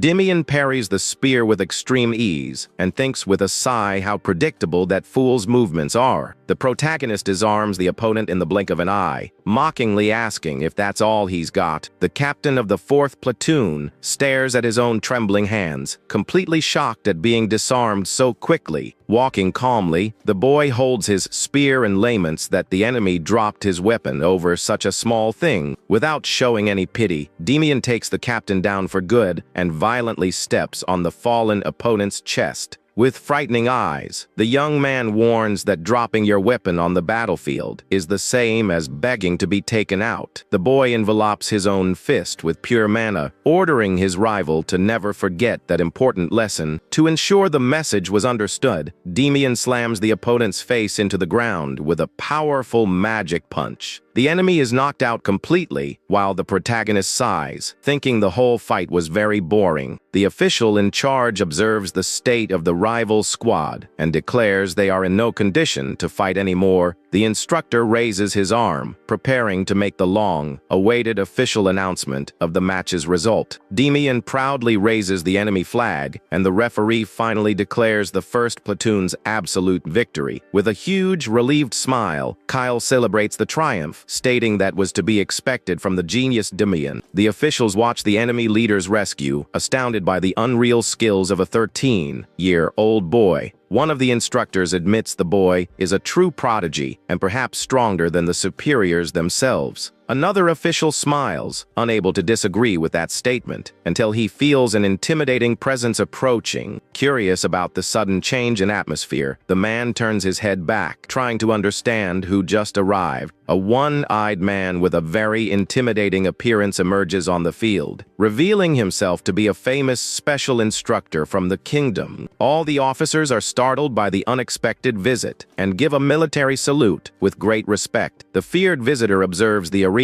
and calmly asks Brian if that boy is the promising rookie he mentioned. Instructor Brian confirms to the one-eyed man that the young man was the standout of the training. The mysterious visitor gives an excited smile, noting that a very interesting recruit has joined them. Meanwhile, in the barracks, a cadet throws the door wide open, desperately shouting that this is crazy. Demian doesn't understand the commotion, and the young man explains, out of breath, that a very important guest has arrived at the fort. The rookie reveals that the man is a legendary instructor from the 3rd Division and that all the officers fear him. Curious about the information, Demian asks for the legend's name, but the cadet scratches his head, trying to remember. The boy tries to guess the name Ryan Hart, and Demian's eyes immediately widen in total shock. With a choked voice, the protagonist whispers the name Leonhardt, dreading what it means. The young man taps his forehead, confirming the name, but Demian is already getting out of bed and running out in a hurry. Not understanding a thing, his colleague asks where Demian is going in such a rush. Ignoring his friend, the boy runs desperately through the empty corridors of the military camp. He breaks into a cold sweat, thinking he needs to confirm with his own eyes if that man is really who he thinks he is. Demian skids to a halt in the hallway, paralyzed with surprise as he comes face to face with the one-eyed instructor. The man with the eye patch notices his approach, and Officer Raymond points, revealing that this is Soldier Demian. Raymond opens his arms in a friendly manner, saying they were just on their way to the barracks to see him. The boy immediately composes himself and gives a perfect military salute, shouting, "Glory to the kingdom." The one-eyed giant asks if his name is really Demian, and the young man confirms, stuttering slightly. Demian remembers that the 3rd Division manages the camp, but thought he would only see this man in the future. Looking at the giant, the boy gets emotional upon reuniting with the master, who had the greatest impact on his past life. The master reveals he traveled here just to meet the recruit that the strict Raymond praised so much. Leonhardt observes the young man intently and notices that he already practices a decent mana training method.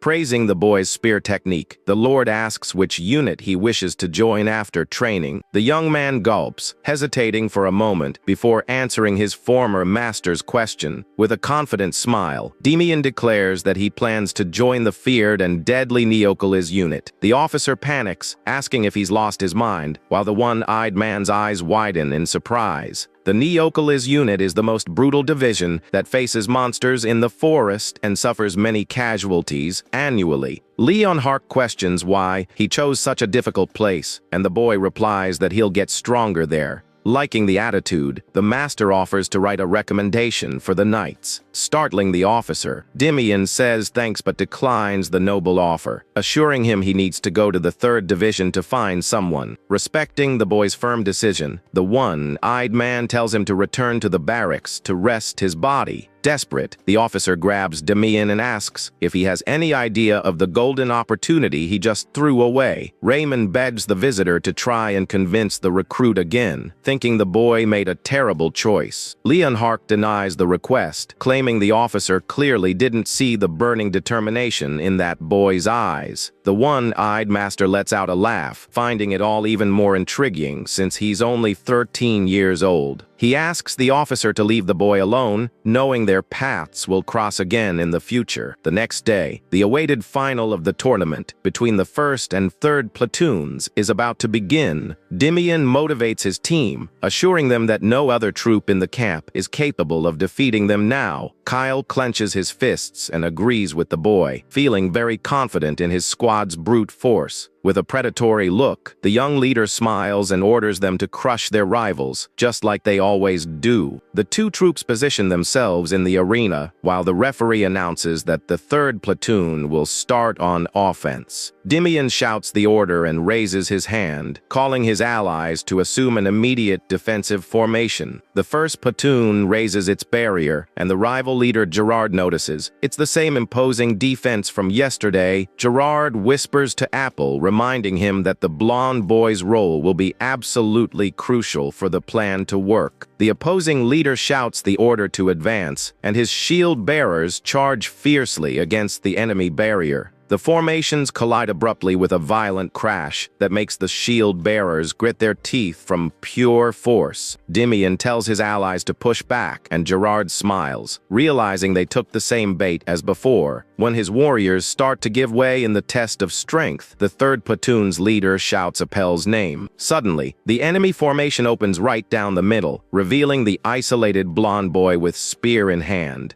Demian is confused to see the opponents giving up their own defense and wonders what they are plotting. The blonde boy wields his spear and prepares to begin his offensive move against Demian's platoon. The young warrior strikes one of the opponent's shields with great force using his spear. Demian watches the action, his eyes widening and breaking into a cold sweat as he notices the enemy's charge. Gerard shouts excitedly that the blonde boy's attack was a success and tells the platoon to advance through the gap. Kyle takes the lead of the attack and braces for impact, warning that he won't let them pass. The big guy uses all his brutal strength and blocks the advance, clashing shields violently. Demian sighs in relief that Kyle managed to stop the enemy in time before the breach. The protagonist mentally praises Apo, impressed by his strength in pushing back the defenders. Appel retreats, surprised by the big guy's strength, questioning what that monster is doing on the field. The blonde boy notices Kyle's frightening gaze fixed on him and concludes that things have gotten difficult. Demian had ordered in the barracks for the brute not to take his eyes off Appel for anything. The big guy had no idea who the opponent was, but agreed with the young man's strategy. With a macabre smile on his face, Kyle finally finds and locks his sights on the young blonde boy. Gerard asks if Appel can break through the barrier, and he confirms that he'll have to. The prodigy reflects that he can't beat the monster with brute force alone and changes his tactic. He decides to use his magic aura, enveloping the spear's shaft with an intense blue energy. The blonde boy jumps and attacks the big guy with a devastating blow, trying to break his defense. Kyle withstands the powerful attack, taking a few steps back under everyone's shocked gazes. Appel smiles with determination and warns that he'll keep striking nonstop until the brute gives way. The big guy grits his teeth, feeling the absurd pressure and the blonde boy's impressive strength. Appel continues to attack relentlessly, delivering multiple blows to the monster's barrier. With a majestic spin and his spear glowing, the young man announces that this will be the final blow. Kyle cowers behind his shield and prepares to withstand the tremendous impact of the magic attack. Demian finally springs into action, sliding next to the big guy with his own shield. The protagonist blocks Appel's magic attack, using his mana and saving his comrade. The two young prodigies exchange intense gazes during the clash of their two weapons. The shrill sound of the whistle cuts through the air, immediately announcing the end of the time limit. Kyle and Demian stop instantly, still processing the sudden end of that round. The instructor declares that the third platoon failed to capture the flag and decrees their defeat. Appel is frustrated and breathless, surprised that he couldn't take down the monster easily. Demian approaches the big guy, panting, and asks with concern if his friend is hurt. The protagonist suggests Kyle rest, but his friend refuses, saying no bones were broken. The young man warns his friend that getting seriously hurt now could ruin his official graduation. Accepting the advice, the big guy agrees to protect the flag and leave the attack to Demian. Kyle holds the flag firmly, ordering the young man to go crush the enemies for him. The instructor announces the change of sides and tells the first platoon to prepare for the final attack. Demian knows everyone is tired, but wants to end the match without using all the remaining time. With a determined and very sharp look, the boy promises to finish everything in exactly 5 minutes. The protagonist fully activates his mana, covering his body with a powerful purple aura. On the other side, Jard leads the defenders while the blonde boy Appel guards the flag behind them. Demian is confident in victory and guarantees he will capture their prize before the time limit ends.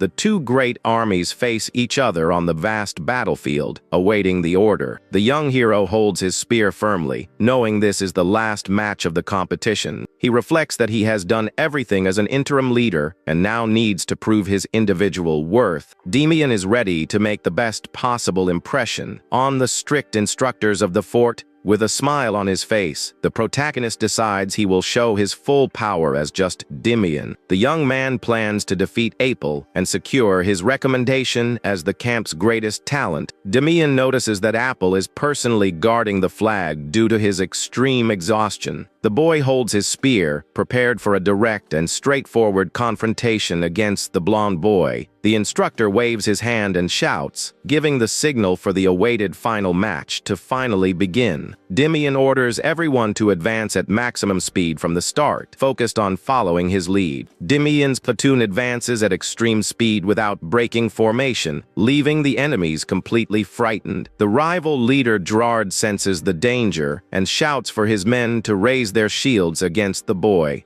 Demian skillfully slides across the ground, while the enemy leader thinks that charge will amount to nothing. The boy concentrates powerful purple mana in his weapon, promising to pierce the opponent's defense at once. With an agile leap, the protagonist delivers a brutal attack, glowing with magic energy against the shields. The blow is so powerful that it pierces the enemy's solid defenses with ease, startling the rivals. Without giving them time to react, the young man spins his spear and strikes low, knocking down the warriors in front. With eyes burning with determination, the hero shouts for his team to charge through the created opening. The allied squad advances with full force, running over the enemies who desperately try to block the invasion. In the midst of that chaos, the skilled warrior spins his spear as the opponents try to fight back. The protagonist dodges nimbly and takes down another enemy recruit, clearing clearing the path even more. Realizing the great threat, several opposing soldiers surround the boy, attacking him at the same time. The agile combatant delivers a swift leg sweep, hitting the opponent's ankle, who falls screaming in pain. Realizing the perfect moment, the leader shouts, demanding his entire platoon regroup immediately. Kyle appears, laughing, and smashes the enemies with his large shield, showing the raw strength of the first platoon. Gerard is amazed by the incredible speed of the advance but deduces that the boy is their true strength. The blonde prodigy coldly analyzes the situation, deducing that he just needs to hold back the leader to avoid defeat. Appel takes the lead of the army and asks his captain to guard the flag while he fights. The opposing captain grits his teeth, frustrated at having to depend on the strength of a mere child there. The young protagonist faces the approaching blonde boy. Knowing this will be the great final battle, Dimian recognizes the fearsome Apple, remembering that in the future, he will become a giant general of the kingdom. The two greatest talents of the camp charge and begin to exchange fierce blows in the center of the arena. The protagonist smiles excitedly, seeing the perfect chance to test his own strength against a genius. The hero delivers a powerful blow to the ground, revealing that his first move was just a feint. With a sharp smile and gleaming eyes, the young warrior prepares his real surprise attack. Appel brutally counters using his blue magic, while the protagonist complements the weight of that attack. The spears, covered in magic mana, clash violently, creating sparks all over the battlefield. The blonde prodigy spins his weapon with extreme mastery, showing he is not the least bit shaken in the fight. Wielding his weapon with vigor, the protagonist taunts the talented rival, telling him to use everything he's got. Dimian jumps, delivering a violent magic attack, vowing to fight with all his strength to win. The boy unleashes multiple fast and precise strikes, forcing the blonde boy to dodge quickly. The hero notices his spear cracking and realizes with shock that the opponent's magic has overwhelming force. The young men retreat, and the protagonist wonders if this brilliant warrior also has a commoner origin. The blonde boy pants, staring at his rival, impressed by the absurd mana control that boy possesses.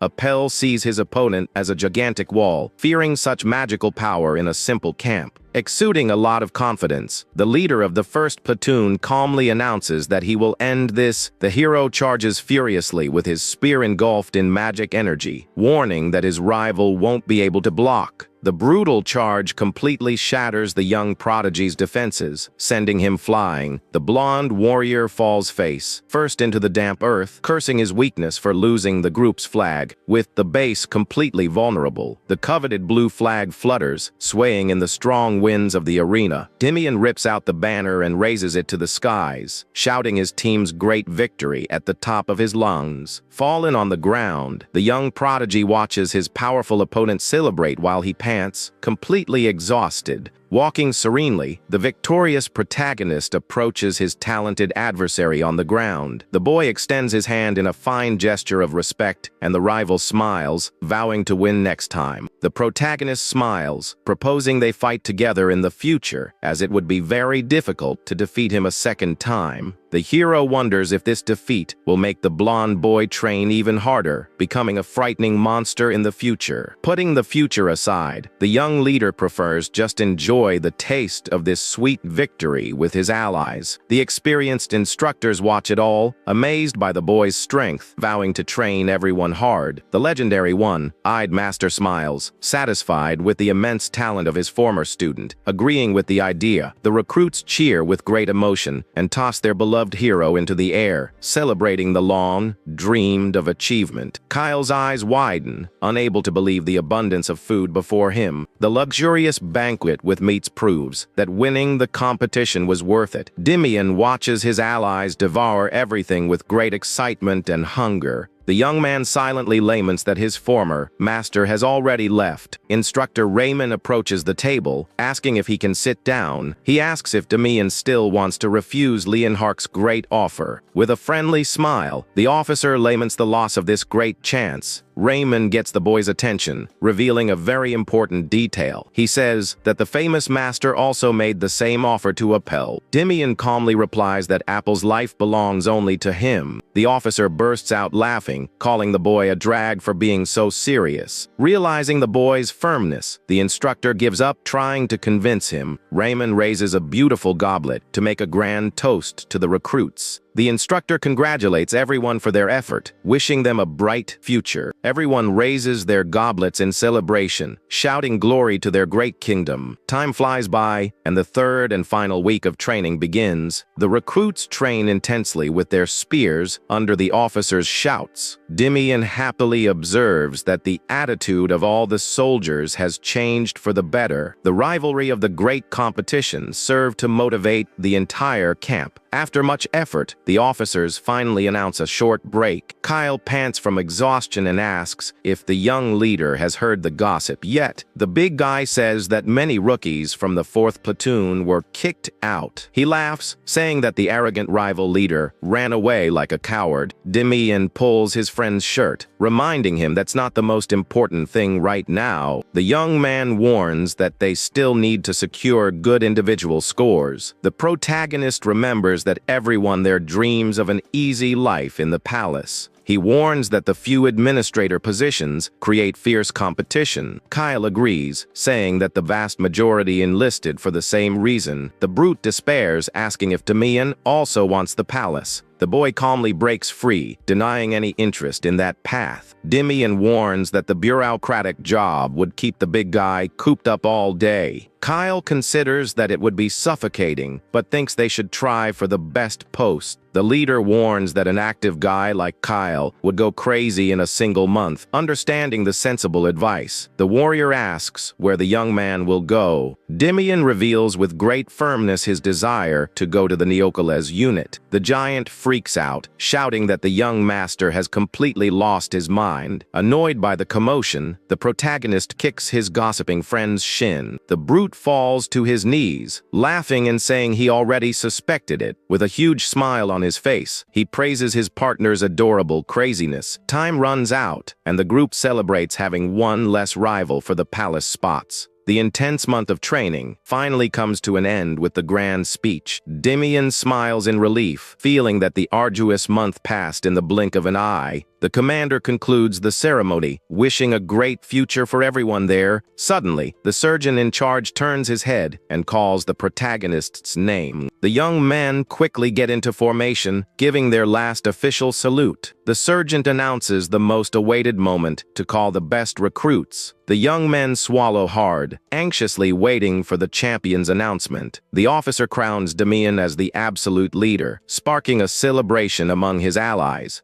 The brilliant blonde prodigy is announced next as the runner-up. The talented warriors take their place on the elite podium, ending the brutal event. The instructor asks the top 5 to follow him to receive a weapon from the armory as a grand reward. The officer says they can choose any item from inside, starting with the grand champion, Demian. The boy opens the heavy door with an excited smile, feeling his moment has finally arrived. Walking through the armory, the protagonist is surprised by the excellent organization of the vast place. He observes the magic potions on the shelves, wondering if there's any hidden treasure there. Realizing there's nothing hidden, the young man decides to just grab what he needs and leave quickly. His steps lead him to a specific target that caught his attention. Since he entered the large room, the hero reaches his hand toward a shelf, mentally celebrating that he found his item. He picks up a ring, remembering that this item grants temporary invisibility when infused with mana. The warrior walks back satisfied, knowing the other rookies would never notice the magic ring. The officer tells Apple to go in, while the protagonist reflects that only the blonde boy could have noticed the item. The hero wonders if in his past life, the brilliant rival had chosen that exact special ring. Staring at the closed door, the young champion is very curious to see what the blonde boy will choose. To everyone's great surprise, the prodigy leaves the huge armory much faster than expected. Dimian's eyes widen in shock, wondering how his rival made such a quick decision in there. Kyle notices his friend's reaction and asks what's wrong, but the leader plays it off, saying it's nothing. The protagonist stares at the small seal in Apple's hands, absolutely certain of what that item was. That was the crest of an ancient fallen kingdom, making the hero connect the dots about his rival's strength. Analyzing the mysterious boy, the leader concludes that he might have a strong connection to that ancient kingdom. After some time, the instructor gets the group's attention, asking if everyone has chosen their weapons. The man notices Apple's seal, asking if he knows the item, and the blonde boy says he felt divine power. The officer smiles, confirming that it is indeed a seal imbued with the power to ward off misfortune. Satisfied, the instructor also praises the other boys' excellent choices of spear and shield. Turning his gaze to the grand champion, the man asks if he is really sure about that choice. The soldier explains that the ring only serves to reduce body weight, leaving the hero very confused. Realizing the boy didn't know, the instructor suggests he put the magic ring on his finger and test it.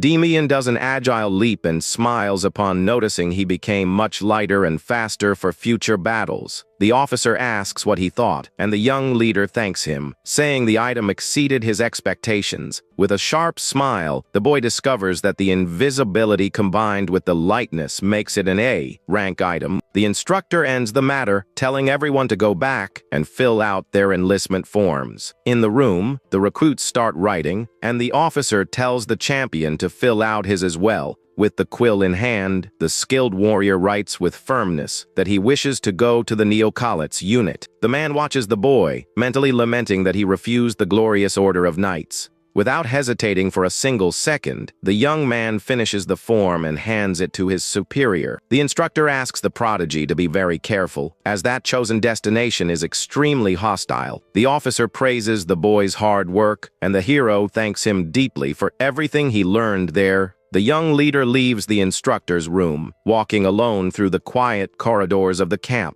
Reflecting on his imminent departure, he feels a tightness in his chest until he hears someone call him. The skilled Apple approaches hurriedly, revealing he overheard the hero's entire conversation with the officer. The blonde boy questions his reason for refusing the knights, and Demian says he doesn't belong in that place. Clenching his teeth, the runner-up reveals that he accepted the great recommendation from instructor Leon Hark. The protagonist smiles, touching his friend's shoulder and assuring him he will be very successful among the nobles. The boy laughs at the irony of his rival, praising the place he himself refused, calling him unpredictable. Changing to a more serious tone, Apple asks the hero to be careful in that dangerous combat unit. The two greatest talents of the camp shake hands, smiling and promising to meet in the future. With a serene look and much confidence, the victorious protagonist thanks his former rival for the concern as he watches his comrade leave. Demian wonders if he has any idea of his glorious destiny. The hero knows the boy will become a fearsome general and looks forward to seeing his strength in the future. Satisfied with that great ending, the champion decides to go say goodbye to his dear allies. The leader opens the barracks door to find all his faithful companions waiting for him. Kyle runs towards Demian, calling his name loudly inside the spacious barracks.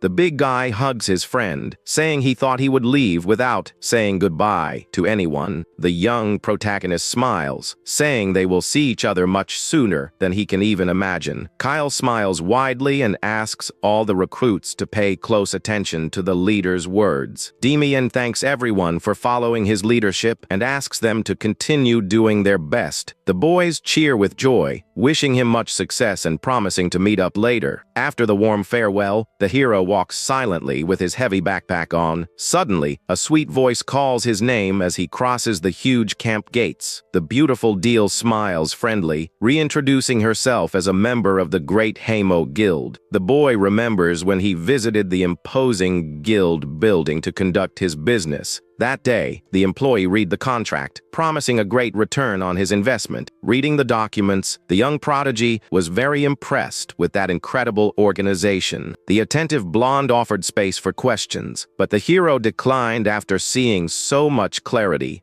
Dimian told them to proceed with the terms, saying they would soon bring him the insurance money. The beautiful girl agreed and was about to show the detailed contract, but the confident boy interrupted her. The hero smiled friendly, claiming to fully trust her competence to handle everything. DL was silent for a brief moment, impressed by that boy's unique personality. In the present, the employee opens an exquisite box containing the precious investment fund. The woman's eyes widen in total shock at the absurd fortune that was inside. The boy points out that the promise was 300 coins, but there's much more than 500 here. Desperate, the girl says she'll need to review the entire contract, but the hero says it's not necessary. Demian thinks that she could have taken advantage of his young age, but acted with complete honesty. Back at the camp, the woman asks which military unit the talented young man will be sent to. Closing his eyes, the protagonist calmly replies that he is going to the no-call-its unit. Deal despairs, finding it absurd that the best recruit is going to such a dangerous place. Exuding pure confidence, the boy gives a sharp smile, saying that if he's taken out, everything will go to her. The mood quickly becomes heavy, and the woman scolds the young man, saying she doesn't like that kind of joke. The hero gulps, surprised to notice that this gentle woman can also be scary. Changing the subject, the young woman asks about his departure date, and he reveals he'll leave in just 3 days. The guild representative nods in relief, bowing to assure him the gold will be put to good use. As she leaves, the young prodigy reflects happily that this whole big problem has been solved. Knowing he'll soon be in a hellish forest, the boy decides to just eat and enjoy his days. The young man enjoys the rest of his stay, devouring a lot of meat and drinking in the streets of the big city. Time flies by, and the hero reads his map at the forest entrance, feeling it's time to go. With his heavy backpack, the warrior knows he brought the right items and now just needs to get going. Suddenly, the boy hears hurried footsteps approaching and turns his head, extremely confused. Kyle appears out of nowhere, bursting into laughter and reminding him that he said they would see each other soon. Demian stares at the big guy in total disbelief, refusing to believe what he was seeing. The giant grabs his partner firmly, saying their friendship wouldn't end so easily. Kyle smiles, saying he also requested a transfer to the dangerous Neocolits to fight alongside him. The two friends walk together towards the dense forest, talking excitedly about the future. A mysterious voice tells the two boys to wait. Catching the inseparable warriors by surprise, Dial appears, panting, and sighs with great relief for having managed to catch up to them in time to help. The protagonist questions the reason for that surprise visit while admiring something giant behind her.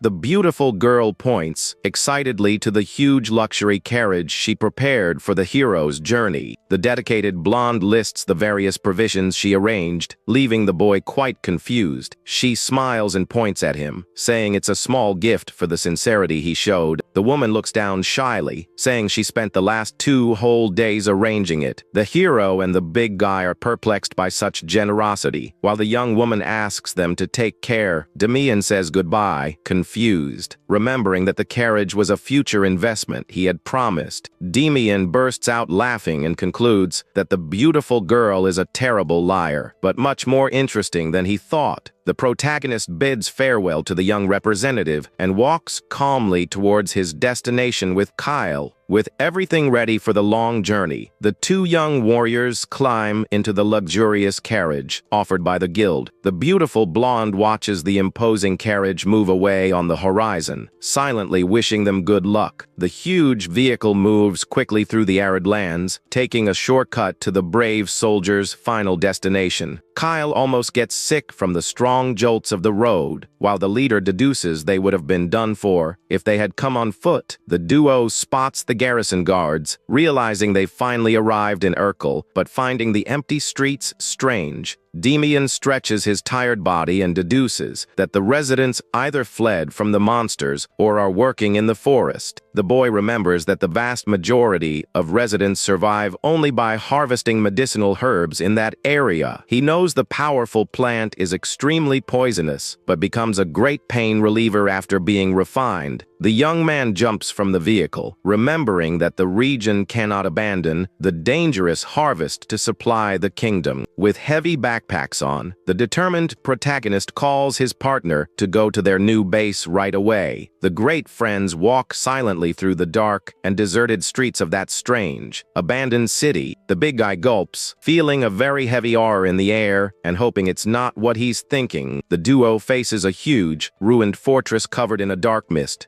confirming it's their new base. The hero doubts anyone could live in such a rotten building and notices a strong smell of blood in the air. Frightened by the place's atmosphere, the giant warrior warns his great friend that some people are approaching. The two young soldiers watch attentively as a strange and large group of men emerges from the dense fog. The mysterious troop turns out to be a squad of exhausted soldiers, carrying their severely injured comrades. The warrior's worn-out armor clearly displays the imposing official emblem of the terrible Neocolits unit. The protagonist coldly observes the suffering of his new base comrades, walking with great difficulty. The injured men slowly enter through the main gate of the fortress, plunging into the deep darkness. Kyle is terrified by the scene, asking why everyone there looks like actual phantoms, and the young hero sighs. Without looking away, the champion tells his friend to get used to it, as this is a place where you fight for your life every day.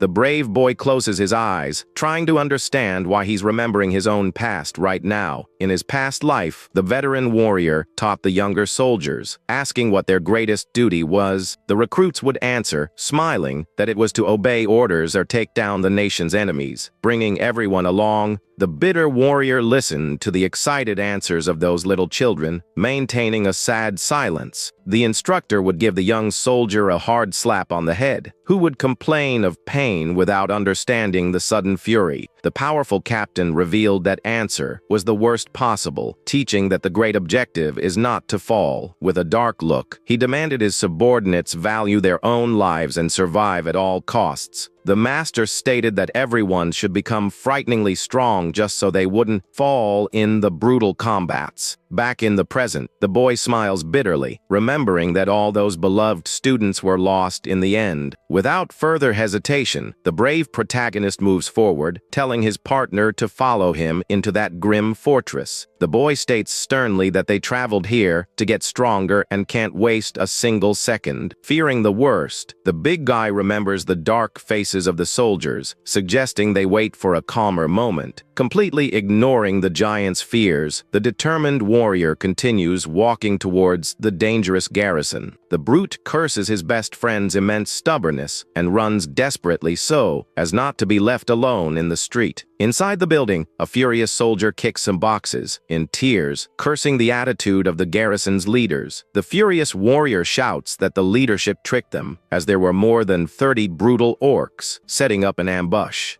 A man warns that his friend's arm is about to fall off and he'll be kicked out if he doesn't receive urgent medical treatment. The criminals sent to that cursed squad can never be expelled for mere injuries. The tragic fate for all of them is to rot forever in the cold dungeons or fight until they fall in that place. The only way out the nobility gives to the dirty military dregs is to be devoured by the dangerous beasts of the region. With great hatred, the man bellows that the poor injured young man will never be able to survive in the world without one of his arms. The wise and serene Commander Tar-On appears, telling them to calm their nerves and find a good doctor and a strong priest. The soldier despairs, asking if the captain has forgotten the absurd price those blasted holy mages charged. The great leader throws a heavy bag of gold coins on the bed, telling them to use it all to save their comrade. The subordinates shout in shock, knowing the leader was saving that for his sick mother, but the man just smiles. The entire platoon looks at the humble and brave officer, overcome with great sadness for the pain of not being able to help more. Several other soldiers also approach the bed, throwing in their precious savings to help. The youngest member of the squad offers his coins, while a veteran yells at him. The older soldier tells the boy to keep that money to buy new boots for himself. The boy starts to cry, clutching the coins and saying his colleague got hurt because of him. With a gentle look, the veteran praises the boy while Commander Tar-on tells them to call a priest. The leader takes the opportunity and asks the young soldier's age as he runs to the door. The boy replies that he is 18, and the leader reflects that it's been a year since he enlisted. Tar-on prays for the injured to hold on until another man enters, shouting for the commander. The panting soldier announces loud and clear that the new recruits have finally arrived. The veteran and the other warriors turn instantly with frightening, glowing eyes. Tar-on sighs tiredly, admitting he had completely forgotten about the rookies due to the great battle. The great commander immediately calls the young recruit to give him a new order. The veteran starts to carry the injured man with another ally, disappearing down the corridors. Before leaving, the wise leader tells his youngest soldier to go greet his successors. In the main room, Tar-on attentively observes the pair of rookies who have just arrived at his base. The commander analyzes Kyle and concludes that his brute force will be very useful in the bloody fights. However, the great leader shifts his gaze and begins to seriously stare at the young hero before him. The experienced warrior questions if Damian is only 13 years old, and the boy confirms. The man is startled, knowing the hero is 5 years younger than the youngest in that terrible base. The leader reads the rookie's papers, stating he can't understand what goes on in children's heads. Kyle proudly intervenes, revealing that his great friend was the best recruit in the camp. The commander smiles, warning that scores mean nothing, as this place is a true inferno. Damian says he already knew that, and the leader questions the big reason he came anyway. Without prolonging the matter, the officer shouts, calling the young soldier who runs into the room. Tar-on orders the recruit to show the boys the barracks and have them clean everything perfectly.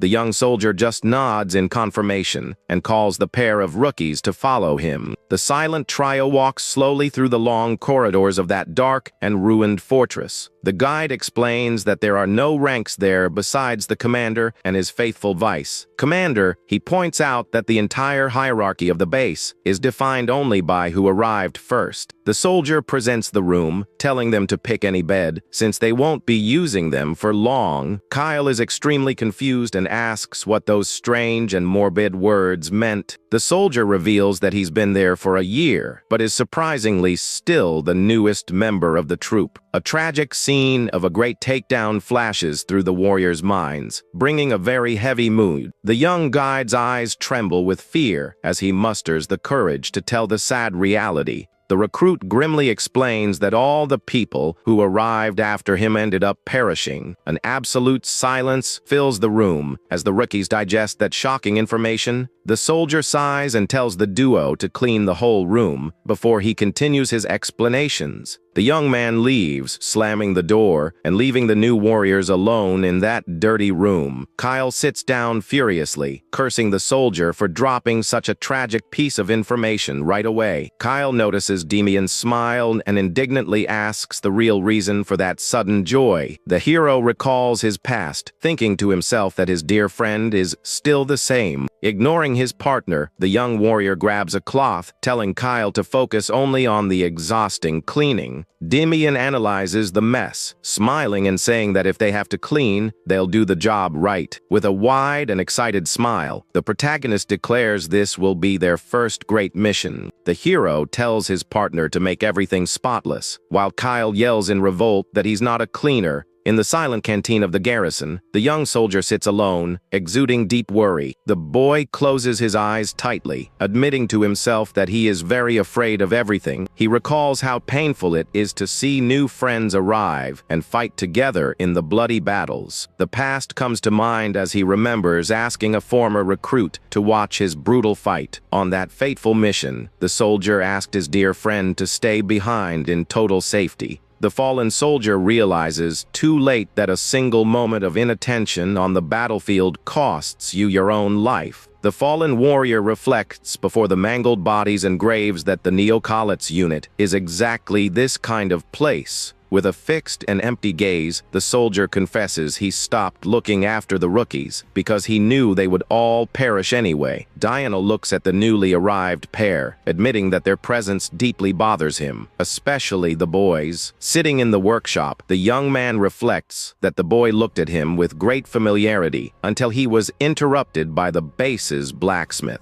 The young soldier gets up, thanking him for the service, and leaves a few coins on the counter before grabbing his repaired boots. The worker comments on two lost boys who were in front of the base and asks if they were the new recruits. With a pitiful expression, the man states that the pair looked so useless he almost mistook them for a defense team. Without paying much attention to the shopkeeper's comments, the young warrior gives a polite bow and promises to come back another time. Walking back to the barracks, Dianel decides he needs to break the rookie's spirit and hope immediately. The young man knows perfectly well that useless feelings like motivation and pride are things that only cause people to fall in that place. He slowly opens the heavy door of the room, absolutely certain that the newcomers failed miserably in the order to clean everything. The veteran's eyes widen in total shock, unable to believe the impossible scene right in front of him. With a dirty face and a cloth on his head, the smiling boy notices his senior's arrival, pausing his intense and heavy cleaning. The soldier is completely frozen at the door upon seeing the two rookies scrubbing the floor of a room that was already sparkling. Two other warriors appear behind him, quite startled, asking how hard the recruit went on those boys. Breaking into a cold sweat and still paralyzed by the great surprise, the young man stammers, replying that he actually did absolutely nothing. The small protagonist approaches, holding a bucket, and excitedly asks his shocked superior to evaluate all their effort. Dianel stares at the impeccable barracks, remembering that rookies usually shirk work, and starts to form a grand theory. Trembling with frustration, the veteran comes to believe that this exaggeratedly shiny cleaning is a form of clever defiance. Suddenly, the young man's train of thought is broken by a very loud and cheerful laugh echoing behind the dumbfounded soldiers. The great leader Taron bursts out laughing, praising the doe's excellent work and saying the place looks brand new. The warriors in the background whisper, quite shocked to see a big smile from the terrifying man who never showed emotion. With a friendly and satisfied smile, the experienced commander waves his hand, telling the new recruits to approach. The great leader looks at them with curiosity, asking if they were really the ones who cleaned everything, and the duo confirms excitedly. The man deepens the question, asking why they cleaned so intensely when it would have been much easier to pretend they did. The boy promptly replies that it was an order from Soldier Dianel, and that they had to follow all orders from a superior. The commander looks at the rookies, reflecting that his long life fighting on battlefields taught him how to analyze anyone. Looking at a panting Kyle, the leader immediately deduces that the giant would be ready for battle with very little training. However, he looks at the boy, confessing he can't read him and doesn't understand why the best cadet would come to suffer in this place. Feeling there's a strong reason for volunteering, the commander interrupts his thoughts and demands everyone's attention.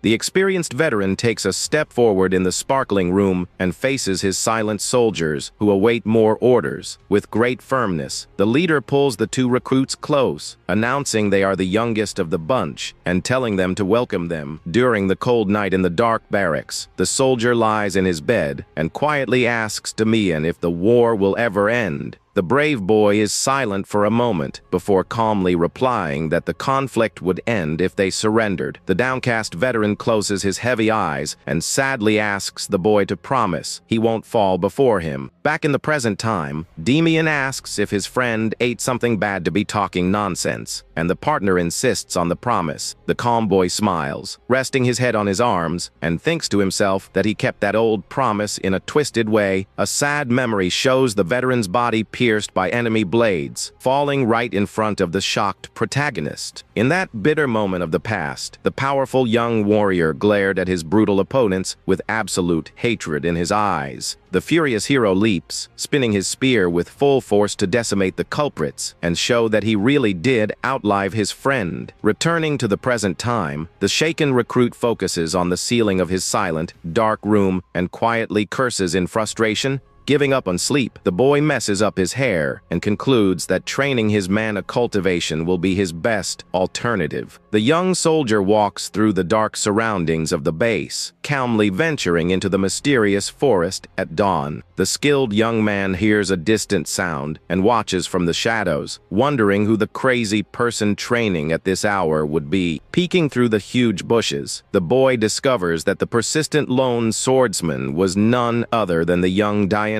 The protagonist remains hidden, observing the veteran's strength and concluding that he was already a huge training fanatic. Noticing his partner's extreme exhaustion, Demian realizes how incompatible that giant sword is for Dianol's speed. With a confident smile, the boy is amused, thinking that his proud partner would try to hit him if he suggested changing weapons. The next beautiful morning, all the recruits face the mountain as the leader announces the day's brutal physical endurance training. A warrior smiles, saying he's bored, and proposes a bet to his colleagues on the rookies' endurance. The veterans start throwing their silver coins, betting that the poor boys will pass out before the training is over. Kyle notices the activity and gets furious when he realizes the men are actually using them as betting targets. Demian observes that no one tries to stop this behavior, reflecting on how messed up the atmosphere of this place is. Ignoring his partner, the young protagonist calmly walks towards the betting circle, leaving the giant confused. With a sharp and very innocent look, the brave newcomer approaches the group, asking to join the fun. The veterans are initially startled, but soon break into a big smile, thinking they'll get money out of this kid. The hero confirms he has money, but suggests slightly changing the terms of the contest, making the men curious. Showing a valuable gold coin, the prodigy bets that he will surpass everyone in the training and come in first place. The arrogant warriors laugh mockingly, finding the bet absurd and asking if he wants to add more. The veteran smiles, impressed by the fighting spirit, and agrees to hand over all the silver if the rookie really wins. However, the warrior demands that the pair of rookies wash everyone's laundry for a month if they lose the bold physical challenge. The leader of the rookies accepts the huge risk, but asks to include just one more small condition in this big bet. The boy demands a month of free time during training if he wins, leaving the men shocked by such audacity. Suddenly, the commander appears right behind the soldiers and accepts the boy's absurd terms with a smile on his face. Walking across the yard, the great leader turns his head and immediately calls the name of the warrior who was guiding the boys. With a friendly and very firm smile, the experienced captain orders the young Dianol to also participate in this bet. The young man hesitates, quite surprised, and the man taunts him, asking if he's afraid of losing to a newcomer. Narrowing his eyes, the proud soldier denies the fear, stating it's just a huge waste of money to join this. Understanding his skilled subordinate's situation, the leader smiles, tossing a beautiful coin to pay his fee. The man looks at the protagonist and promises to honor the audacious agreement of free time if he humiliates the old veterans. Turning his head, the leader warns with a scary look that all the losers will face a terrible extra training. The furious veterans grit their teeth, staring at the newcomer and promising to use all their brutal force to crush him. The protagonist smiles with his head down, celebrating that his brilliant plan to stir up their spirit worked. He knows he needed to use the bet to pull the despair out of that cursed squad and force them to improve. With the great mood of rivalry created, the smiling commander announces the start of the physical training to the troop. Pointing to heavy wooden logs, the officer orders everyone to run, carrying them to the mountain peak. The men complain about the absurd difficulty, demanding that only the rookies suffer through it, but they get a scolding. Exuding extreme fury, the powerful warrior tells everyone to shut up and grab the logs to start the test. The entire squad begins the terrible and grueling climb, carrying an absurd weight over the rocks of the huge mountain. A veteran pants, dripping with sweat from the great effort, while the brilliant protagonist follows him without showing fatigue. The formidable leader watches the climb from a rock while the soldiers question the change in the exercise.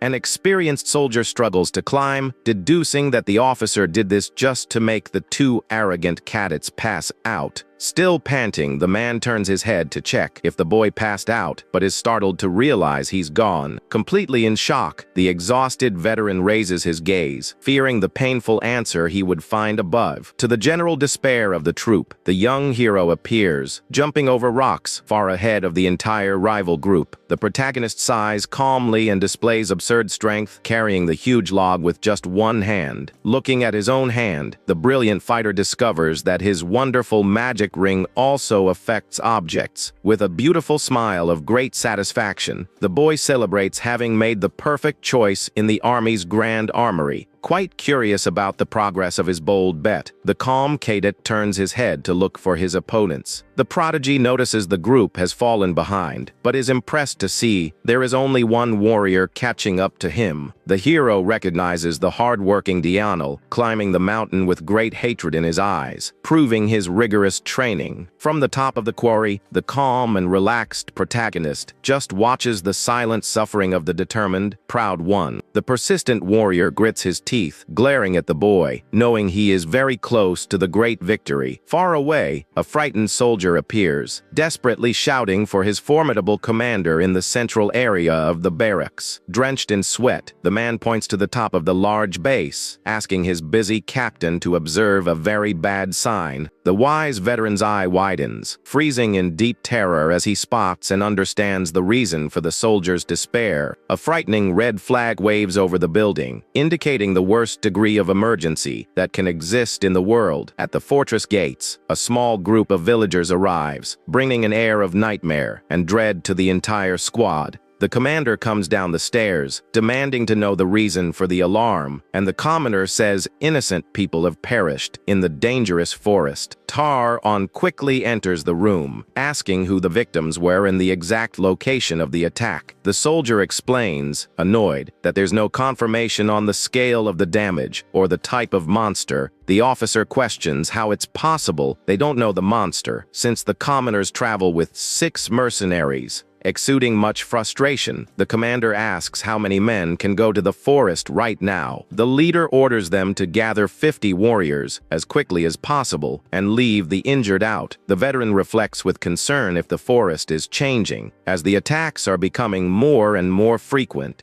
In the garrison yard, the officer confirms that the entire battalion is now properly assembled and prepared. Bathed in sunlight, the majestic leader climbs a step, telling everyone to grab their heavy weapons. The young protagonist appears right behind, stating with great firmness that he and his friend are also going along. The commander immediately denies permission, reminding him that fearsome real combat is different from training. Kyle appears, smiling, assuring them the duo can act as carriers and reminding them of their strength. Tar-On closes his eyes, frustrated at having to depend on the strength of mere cadets who just arrived at the base. Wise leader allows the duo to go on the condition that they do not enter the dangerous conflict against the beasts. The experienced officer calls his subordinate and tells him to give all the extra equipment to the rookies. The boy puts on the equipment, remembering the soldiers' talk about a supposed demon in the forest. The veteran's dark voice echoes in his memories, revealing the existence of something terrible in the region. In the yard, the boy scoffs at the possibility of a demonic monster being responsible for the attacks. The veteran reports having seen with his own eyes a possessed orc brutally beating a steel wolf. The warrior explains, trembling with fear, that the garrison had no choice but to give up that location, clenching his fists with hatred. The soldier claims the unit would have never broken if it weren't for that. Back in the present, the recruit shakes his head in frustration because the scattered information doesn't make sense. With no choice, the young prodigy focuses on being a mere carrier while accompanying the strange troops.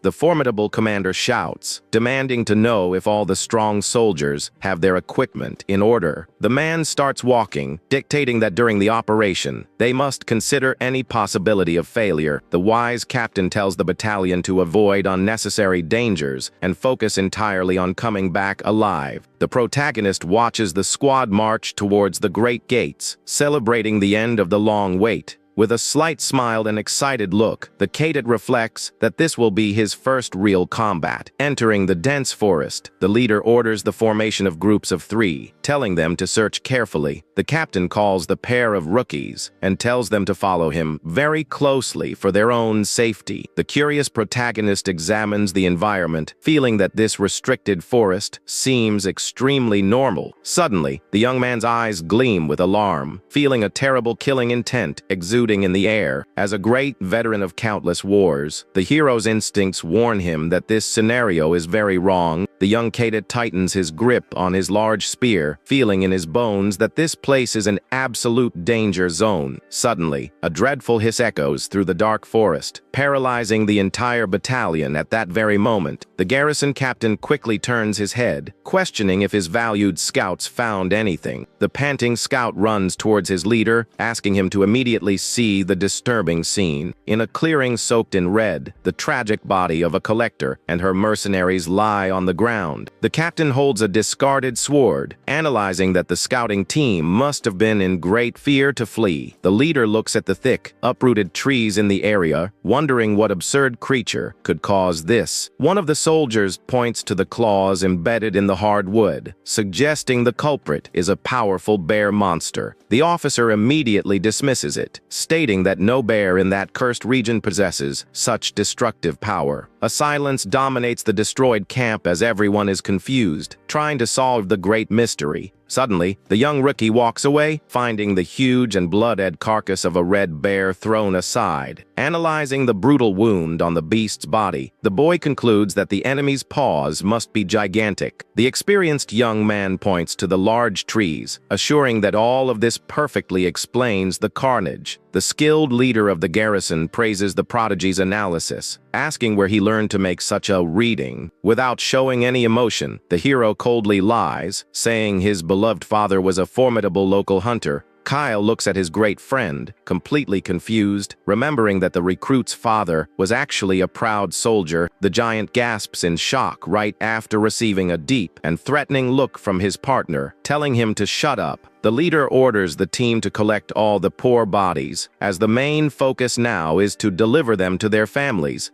Demian agrees, thinking that advancing further now would be a real suicide mission without knowing who the enemy is. The protagonist smiles in relief, concluding that this gruff man is truly an excellent commander. Tar orders the entire battalion to retreat immediately and tells the injured to hurry their pace. Suddenly, the hero's eyes widen in surprise as he hears a loud noise coming from the trees up high. The cadet wields his spear in a quick reflex and shouts a warning for the entire squad to be very careful. A gigantic rock plummets from the heights and smashes into the ground, kicking up dust and injuring several warriors. A soldier cries in pain with a crushed leg while his partners despair. Not understanding the attack, the agile protagonist runs at high speed, calling the big guy to help him with the great emergency. Kyle obeys immediately and uses all his enormous brute strength to try to lift the crushing boulder. With glowing eyes, the prodigy concentrates his strong mana in his hands, trying to help lift the weight. Using immense strength, the pair of rookies manages to create a small opening under the giant rock. The brave warriors tell the squad to hurry and pull the injured soldier out of danger. The battalion pulls the man's injured body out from under the crush with extreme difficulty and desperation. The commander analyzes the serious injuries, and the hero approaches, handing him a strange magic plant. The boy tells the injured man to chew the herbs well to suck out all the liquid, and thus relieve the strong pain. Tar gets irritated, slapping the plant away, revealing it's a mancho and has an extremely fatal poison. The boy points to special seeds, saying that chewing them together nullifies all the poison and focuses on healing. The leader is perplexed by such knowledge while the poor man chews everything desperately. Demian alerts his officer that they need to retreat, as that rock was thrown by something very close. A huge crash makes the ground tremble, and the duo turns their heads, breaking into a cold sweat before the threatening presence. A colossal black beast emerges from between the trees with bloodshot eyes, exuding a frightening aura. The soldiers freeze in absolute terror, revealing they have never seen such a monstrous black bear. Showing courage, the great commander shouts, demanding the entire garrison prepare for battle. The battalion advances, joining their swords and spears against the monstrous animal in a very dangerous charge. The huge bear delivers a violent attack with its sharp claws, cutting the wind in a single swipe. The leader shouts for his men to dodge as the beast advances, throwing the poor cadets far away. Focused on winning, Tar tells them to get the injured out of the way and orders a strong attack on the bear's legs.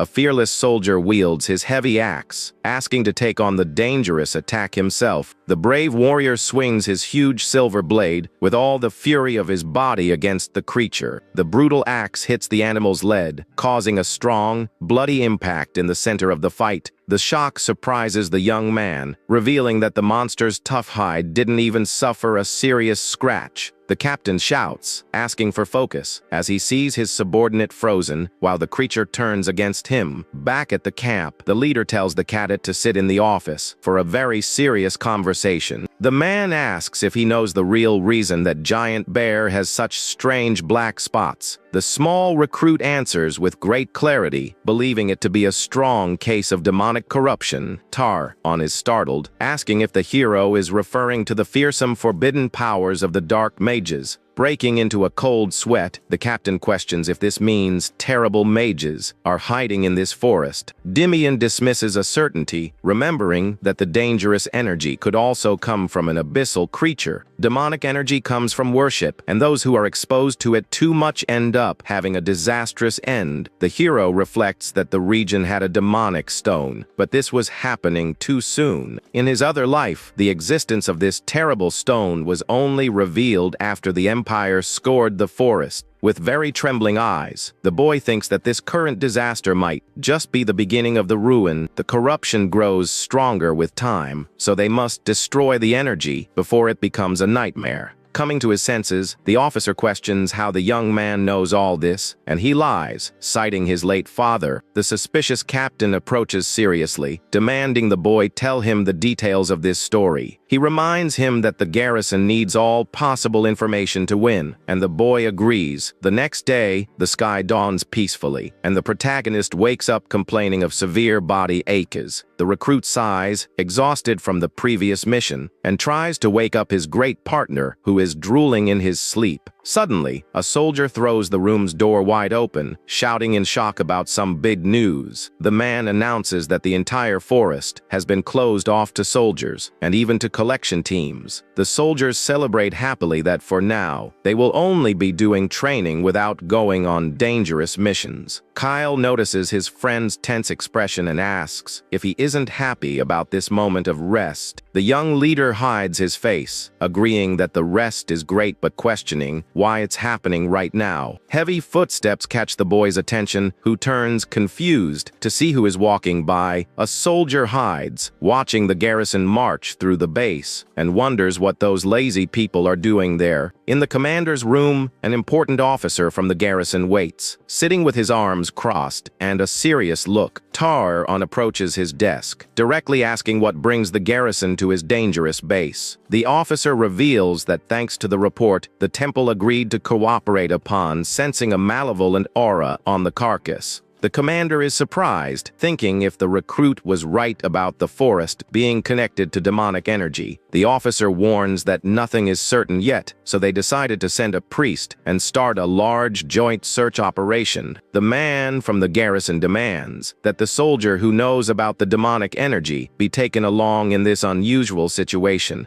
The officer hesitates upon learning he's just a rookie, but acknowledges that he was the one who discovered the big problem. The experienced captain thinks to himself that if they refuse the request, they will suffer great unfair treatment later. With no other options, the wise Tar calls his faithful subordinate Aaron to give a new order, The leader tells Aaron to fetch Damian immediately, while the boy is seen in his room letting out a long, frustrated sigh. On the way to the room, the boy reflects that he doesn't want to lose the favor he gained, as he intended to tell the truth at the right moment. A recent memory from the past shows the giant black bear swinging its claws violently at a soldier. The terrified warrior has no time to react and is hit head-on by the brutal beast's crushing attack. The strong impact of the blow sends the poor man flying while he rolls powerlessly on the forest floor. The frightening red-eyed monster advances relentlessly towards the fallen soldier who groans in pain on the ground. The colossal beast raises its huge, bloodied paw, ready to deliver the cruel final blow to the defenseless warrior. In a heroic charge, Captain Tar appears, blocking the deadly attack with his sword and saving the soldier. The commander analyzes the injured with hatred and vows that he will not let that cursed monster leave the forest alive. Exuding an overwhelming fury, the great leader shouts, demanding his entire squad continue attacking. The brave soldiers surround the bear, delivering spear strikes while complaining about the creature's tough hide. In the midst of the chaos, a warrior alerts Kyle and Damian to fall back and not get involved in the dangerous combat. The skilled commander advances against the beast, shouting for his strong subordinate Dianel for a joint attack. The loyal soldier leaps, delivering a violent slash with his sword and severing the bear's arm with great precision. The black bear roars in complete agony as blood spurts from its huge, newly amputated arm in the battle. Seizing the opening, Captain Tar attacks fiercely and knocks the creature to the ground with his brute force. With a lethal gaze, the experienced warrior faces the monster, coldly declaring that this is its end. The young protagonist's eyes widen in surprise as he feels a strong concentration of mana coming from his leader. The captain jumps, plunging his glowing energy-filled sword directly into the monster's chest. With a fatal blow, the soldiers laugh in relief, kicking the animal's carcass and celebrating their squad's great victory. Taron approaches the fallen body, touching the beast's hide and wondering where such a bizarre bear came from. The commander rubs his fingers on the strange black spots marked on the great slain beast's face. A soldier approaches, concerned, suggesting the spots might be a deadly, highly contagious plague. The small Damian observes the marks from afar, confirming to himself that they are exactly what he feared. The cadet concludes that there is only one explanation for the sudden appearance of such an abnormal creature in that location. With his eyes glowing with determination, the boy thinks they need to find the origin of this immediately. The captain tells Aaron to watch the area and orders Brent to skin the bear to use for making armor. Surprising everyone, the rookie interrupts the order, seriously warning that they cannot use that hide. The wise leader turns his head, staring at the boy coldly and demanding to know what he meant by those words. The boy approaches seriously, and the commander states that he already suspected the newcomer knew something about the monster. Tar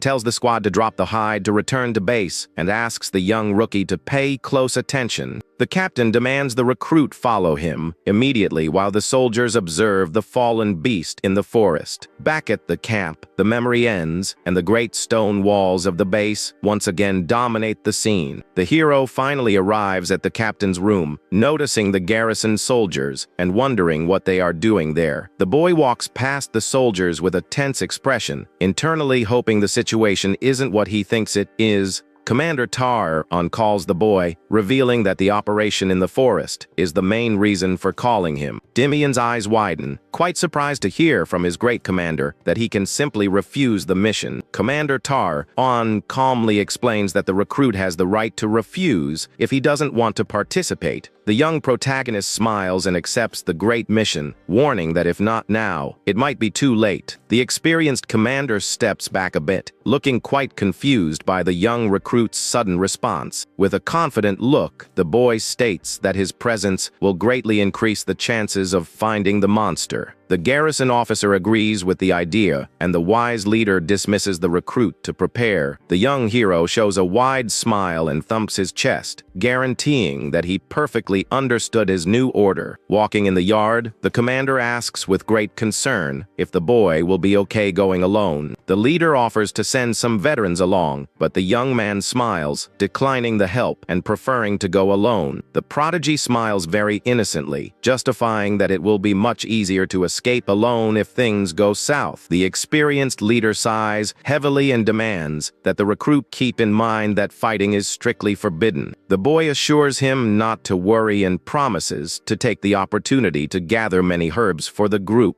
With great confidence, the hero vows he will return safely and walks away, leaving the leader watching. The garrison officer sighs in relief and comments with a smile that the base got a very peculiar recruit. The huge battalion of the search operation advances, walking through the beautiful fields towards the dangerous forest. The group is led by the gruff Captain Basil and accompanied by the beautiful priestess Claire from the great temple. The hero assesses the extravagant search team, concluding that the religious woman's presence indicates a fear of forbidden magic. The experienced Captain Basil stares at the rookie very seriously and asks if his name is really Damian. The small warrior stops walking and holds his spear, calmly confirming the captain's great doubt. With a calm look, the newcomer asks without hesitation if there is any kind of problem with his presence there. The man warns that they belong to very different units, so the young man is just a stranger on the team. The hero agilely jumps over a dip and asks the captain not to be so rigid, as he will cooperate greatly. The gruff captain's eyes widen, totally shocked by the boy's audacity, and calls him crazy. The mysterious priestess calmly turns her head and asks the startled captain who that boy is. The man explains that he is a mere recruit from Neocolits, who raised the first suspicions about the energy. The beautiful priestess's golden eyes gleam with great interest in someone who already knows about the dark energy. The silent, religious woman walks calmly through the dense forest and approaches the small, lone recruit. The hero notices her approach and asks if the great priestess is feeling anything dangerous in the area.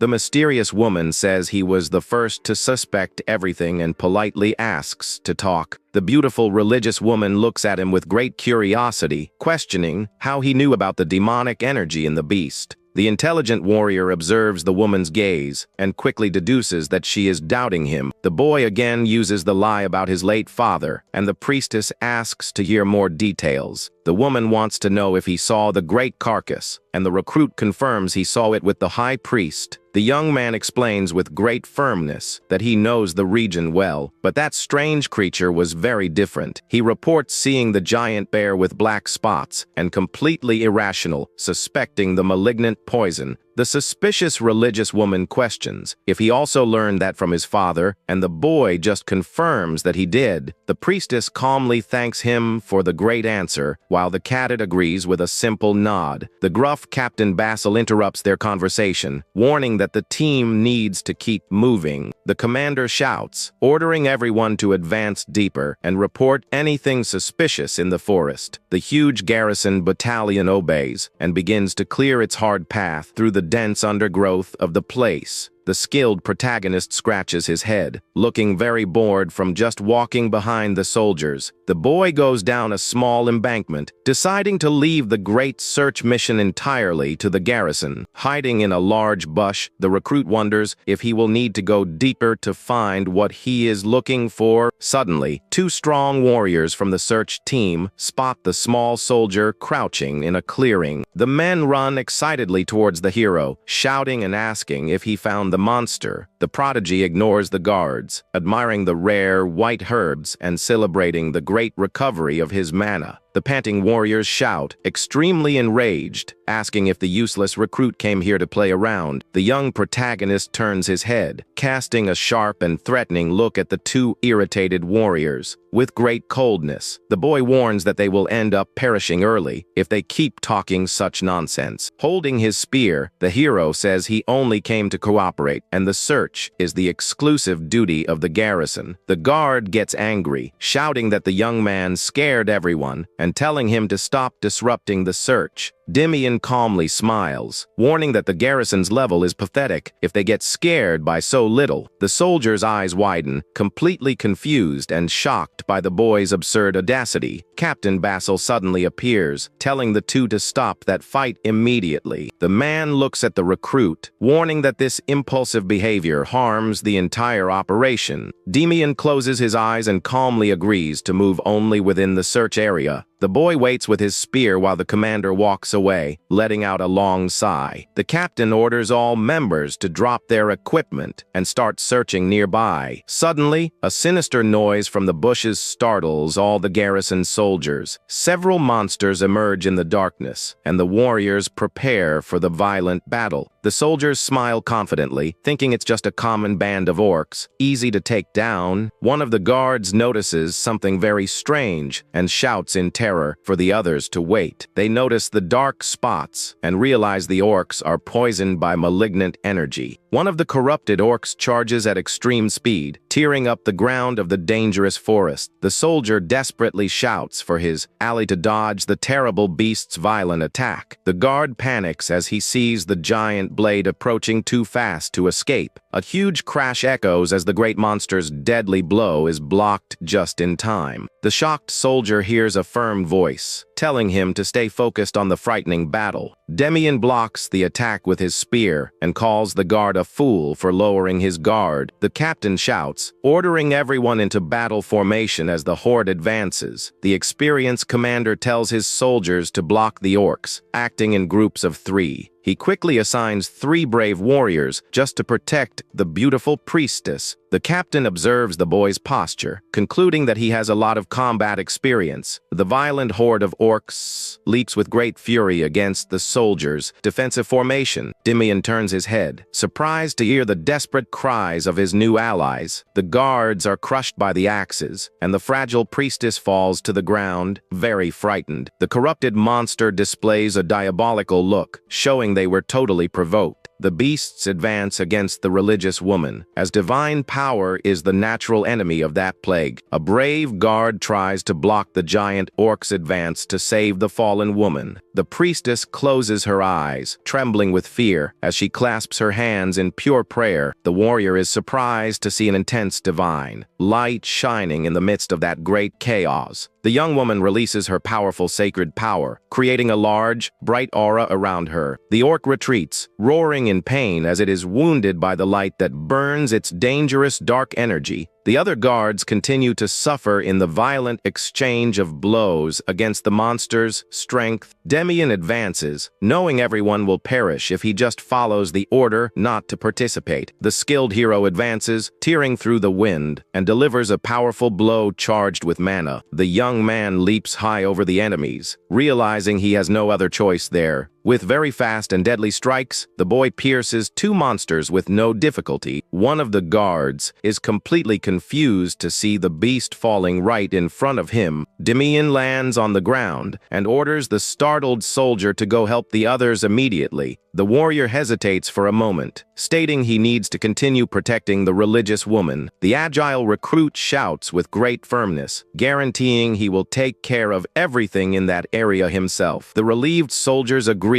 with the idea and run quickly to help the injured. Demian is left alone on the battlefield, taking on the mission of protecting the kneeling woman. The calm protagonist looks at the priestess, asking if she is okay after the big scare. The beautiful woman remains paralyzed with fear, with tears in her eyes and completely in shock. The boy holds her face, telling her to wake up to reality or everyone there will be taken down. He notices her lack of experience and concludes that her divine power was pure instinct. The young man points to the battle, ordering her to release her divine power to the limit now. The shaken priestess finally regains her consciousness and agrees with the hero's order. The shaken priestess finally musters her courage and stands up, full of great determination. The beautiful religious woman raises her great staff, calling to the divine to save her flock. A huge explosion of pure sacred energy is released around the brave and pure woman. Demian's eyes widen in shock, realizing she is not not just a common priestess. The strong light takes over the entire area, and the young man deduces she is at the high priestess level. The fierce monsters roar in pure agony as they are painfully burned by the light. One of the soldiers notices the miraculous opening and shouts, pointing out the great chance to attack.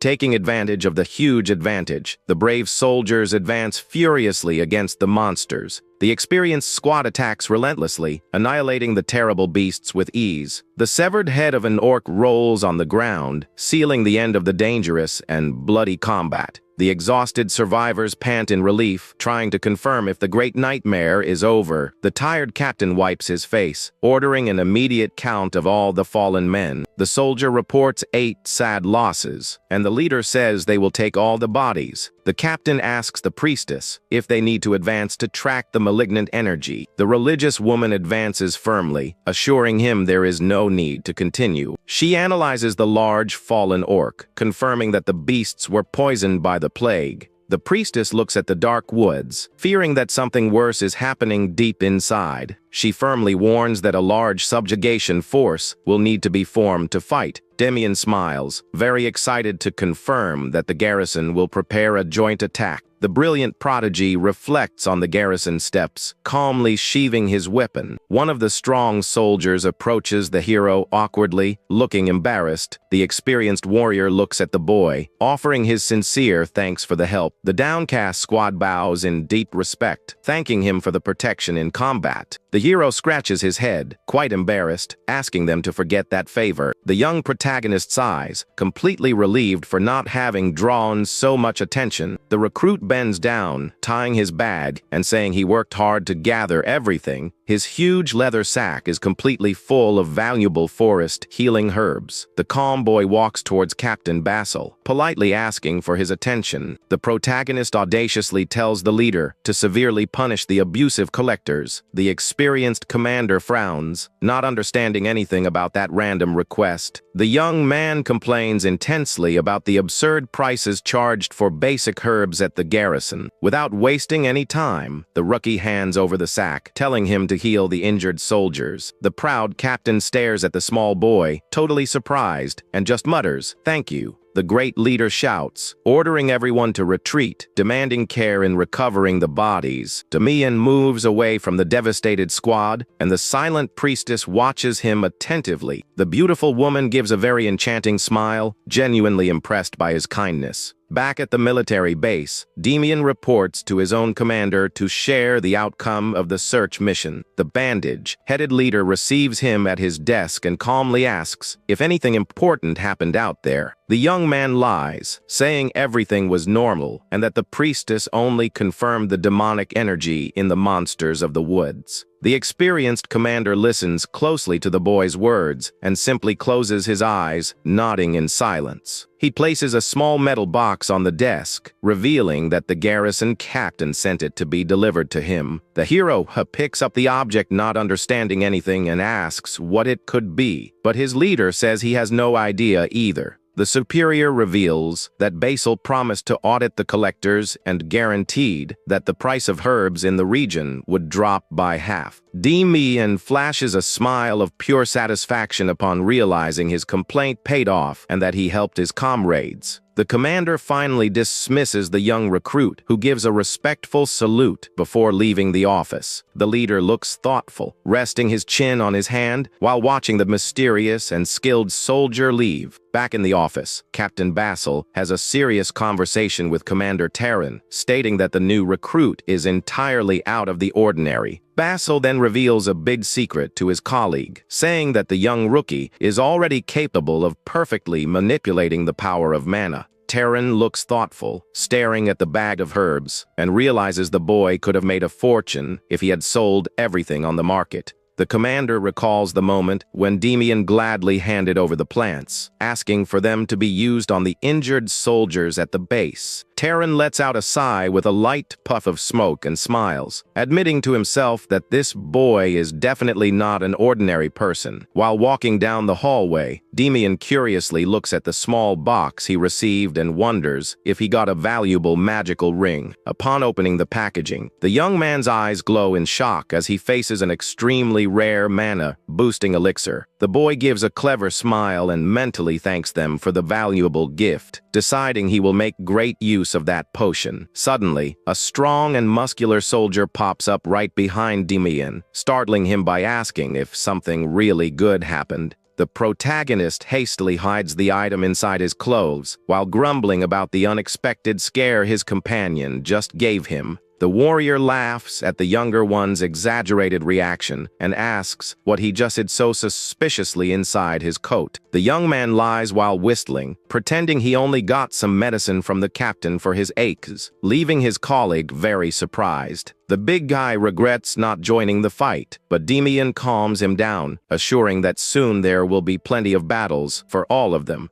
Shortly after, the young man pushes open the door to the garrison barracks, having no idea about the warm welcome waiting for him inside. The squad members crowd around the young man, very excited, celebrating the huge amount of herbs he brought back from the forest for them. They mess up his hair and pinch the protagonist's cheeks, praising the impressive intelligence of that amazing boy. Demian awkwardly explains that the herbs in the city were way too expensive, which is why he decided to gather some to help his base friends. At that moment, an officer walks in, clapping his hands, and asks for everyone's attention to share some important news he just received. The leader formally announces that a large subjugation force will be sent to search the dangerous forest later that month. He adds that until then, everyone will have free time to train except for morning drills, which causes a big celebration among the group. One of the comrades asks the recruit what he plans to do during his first few hours off, and the boy falls into thought. While everyone celebrates, a gray-haired guy named Donald walks by in silence and heads toward the exit alone. Another soldier asks where he is going, and Donald coldly replies that he is just going to train a bit more on his own. Before leaving, Donald casts a sharp and mysterious look at Demian, leaving the protagonist quite confused by that attitude. His colleagues laugh at the gray-haired guy's behavior, commenting that he has always been, and always will be, completely obsessed with training. Outside in the training yard, Donald angrily hurls his training sword onto the ground, showing great dissatisfaction with his progress. He rests on his knees, completely exhausted and frustrated for training nonstop without being able to see any real growth. The young man remembers his struggle in the latest battle and admits to himself that he clearly felt the weight of his physical limits. Distressed, he clutches his chest, thinking that if he stays weak like this, he will never become a true warrior. Suddenly, Donald spots Demian running agilely toward the yard exit and decides to watch him very closely. He recognizes the path and wonders if the mysterious rookie is heading to that same isolated spot in the woods again.